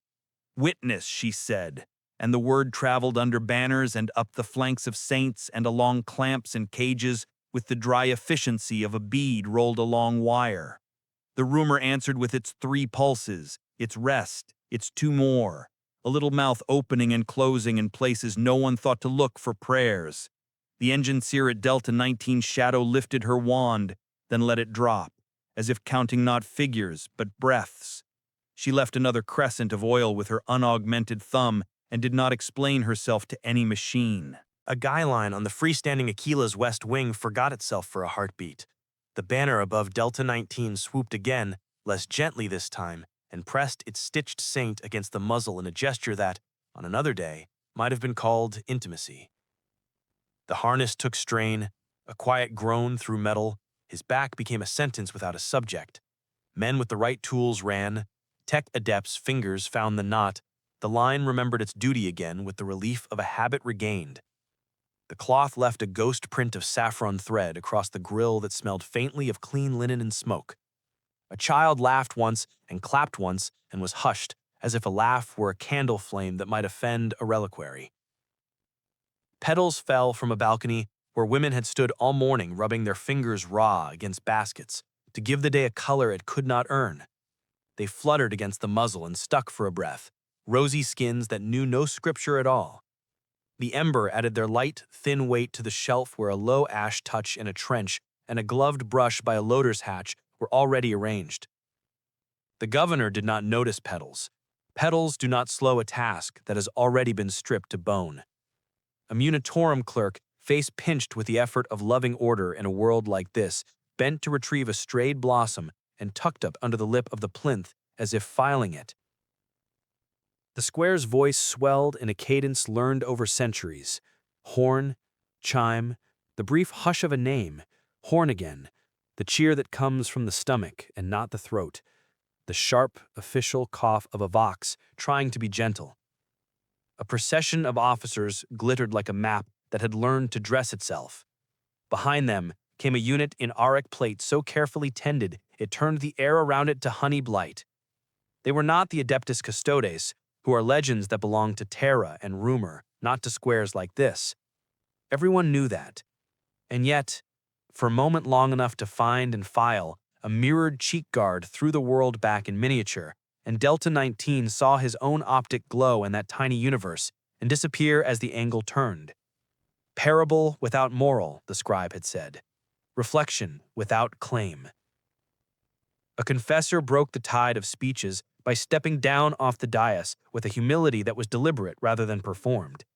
He walked to the line of servitors with his croziest folded tight against his chest, laid the back of a gloved hand against Delta 19's muzzle as if checking a forge for readiness, and spoke so low the vox could pretend not to carry it. "You make the steps hold," he said, which is the kind of sentence that cannot be argued without lying. Oil burned on his breath. Ash nested in the seams of his glove. He did not bless, because blessing is a number that must be accounted for. He touched, which is a coin too small to tax. At the plaza's edge, a lay cart jolted against a curb and popped a bolt. Its stack of vox housings shifted with a sound like low thunder, and then stilled. Men hurried to right it, red cords of effort strung tight across their necks. The rumor touched the curb the way a finger touches a bruise, and withdrew, as if acknowledging that not all interventions announce themselves as miracles. The engine seer looked up the way a woman looks who has already calculated outcomes and found most of them survivable. Her garnet optics cooled by a measure no wider than a breath. She signed her slate with the same notation she had taught the day until it learned it. Observed stable under load. Toward noon, the sun lifted to the angle that makes every statue seem to lean down and listen. The Vox towers exhaled the names of regiments like a litany of rivers. 91st, 32nd, 14th. Numbers polished by mouths and attrition. A sister superior glanced once at the line of servitors and did not flinch, which is sometimes the gentlest thing a soldier can do. A magus of Mars raised a hand in blessing that looked like an equation solved cleanly and allowed the square to receive the gesture without comment. A planetary governor made a vow whose timber promised thread count and marble. The crowd roared because vows are a currency everyone learns to counterfeit to pay for their own hope. In the second hush, the one that comes after the loudest thing, the whisper parted the heat like a fish cuts a current. 3 pulses, a rest, 2 more. So modest a rhythm that a man could stand near and call it his own heartbeat by accident. Delta 19 did not move. The room inside him grew no larger and no cleaner, but it warmed with the density of kept things. A grease bird Aquila, a scratched "We are still here," a paper softened by hands and sweat, a ribbon that smelled of soap and rooms small enough to clean in an hour, a child's palm on steel, a confessor's glove, a crescent of oil where a thumb had said, "Keep your little room." The governor hummed and called him to the simplest grammar and received its answer. The square, finished or not, continued to learn how to be a monument without deciding who it was for. The horns called the next rank into sun. The banners practiced shadowing their saints. The Aquila's west wing held. The crowd lifted its many-throated ascent until it became one voice for the convenience of heaven and ledgers both. The day had learned how to endure itself. The harness found his weight as if it had always known him. The afternoon tested the square the way weight tests a beam. Heat pooled in the hollows of stone. Men forgot to breathe in unison and remembered it again. A pair of servo skulls drifted down the central aisle like anxious birds, their sensors coughing sweet smoke that could not possibly disinfect anything that mattered. A breeze learned the lanes between banners and returned with stories of kitchens and cut flowers and low on back steps. The rumor traveled with it, the same modest cadence that had learned to keep to corners. 3 pulses, a rest, 2 more. A lay brother near Delta 19 mouthed something that might have been the time of day and might have been prayer, and then, abashed at his own mouth, lowered his eyes. The strain arrived without trumpet or fanfare. A pylon to the east bowed the width of a fingernail where its plinth had been set on stone too polished to bite. The guy line forgot a fraction of its work. The freestanding Aquila, heavy as a verdict, shifted its breath. Men closest to it felt the change first in their knees, then in the old, sensible part of the spine that knows roofs and rafters and the rules of gravity. A tech adept's wand flicked blue along a rail. A sister's helm tilted half a degree. The engine seer with the hammered copper cheek looked up, saw the curve, and calculated 10 outcomes, 7 survivable, 1 neat. Delta 19 did not think. Thinking belongs to choices, and choices cost time. The governor found the verb and the harness found the rest. He leaned into the pylon with the body's old knowledge that predates programs. Brace, angle, lock hip, drive heel, meet weight where weight wants to fall. The ribbon at the bolt brushed his hand and held. The paper rasped under the cage with a sound like a page turning. The rumor folded itself into the weight and hummed the size of a breath. 3 servitors down the line felt the correction like a pulse and matched it, not because their governor shared a song, but because the floor taught them the same lesson at once. The Aquila's west wing hesitated, remembered, and steadied. Men exhaled in a ragged choir they pretended was cheer. The engine seer's wand touched the knot and told it the story of tension again. A sister's gauntlet closed on the guy line with a competence that had saved altars in storms. The day resumed its claim to inevitability. No one blessed him. No one needed to. The work had made a noise, and then it had stopped. A confessor's eyes flicked once, as if he had heard a syllable meant for someone else and chosen not to steal it. The magos on the Mechanicus Dius signed a note that added up to nothing in particular and everything that mattered. Observed, stable under load. A munitorum clerk, practical to the indignity of salvation, made a neat mark that meant both incident and resolved, and then rubbed the graphite with a thumb, as if smudging could make mercy official. After that, the square learned caution the way a child learns a stove. Movements grew cleaner, the banners behaved, names were read with fewer ornaments. A pilgrim with a limp tied a second ribbon to the bolt at Delta 19's feet, and seeing the first, smiled with the kind of tenderness that embarrasses men into jokes. He did not make one. He stepped back and watched the sun take the knot's small intelligence and make it shine. When the chimes finally called the hour that meant endings, the city unlearned its posture by slow degrees. The Servitors withdrew with their stillness intact. The Astra Militarum rolled the shine from their boots with worn rags that smelled of home.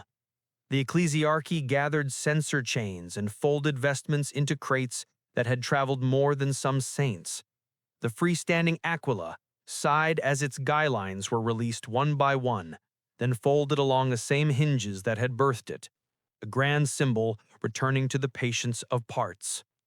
The Vox pylons went quiet with the reluctant dignity of men told they may rest. The square released its breath and remembered being only stone that loved footsteps. Delta 19's cohort did the thing Foundry C has taught all things to do. Reverse the verbs. Unlock, lower, unpin, pack. The ribbon's brush left the back of his hand and clung to the bolt as if remembering the hour when its knot was a promise. The lay brother who had dotted his cage with oil returned with a rag and wiped the pattern without malice, murmuring apologies to no one who would record them. The engine seer with the hammered copper cheek drifted past and without stopping left a crescent of oil under the rim of the cage where only light would see it. "Work and keep it," she said for the last time that day, and if her voice had learned to be kind, no instrument complained. Transit washed the square from steel. The hold's light went to ship white. The Geller field pressed the teeth like a patient teacher. The rumor, modest as always, braided itself small and rode inside the coil of commands where it would make no friction and leave no mark. A petty officer, whose memory of the Astronomicon was a boy's story of a line cut straight through storm, whistled a few bars of nothing and then stopped, embarrassed by his own mouth. The engine seer tapped a rune that said harmony, and the ship worked, because ships are tired of dramatic metaphors.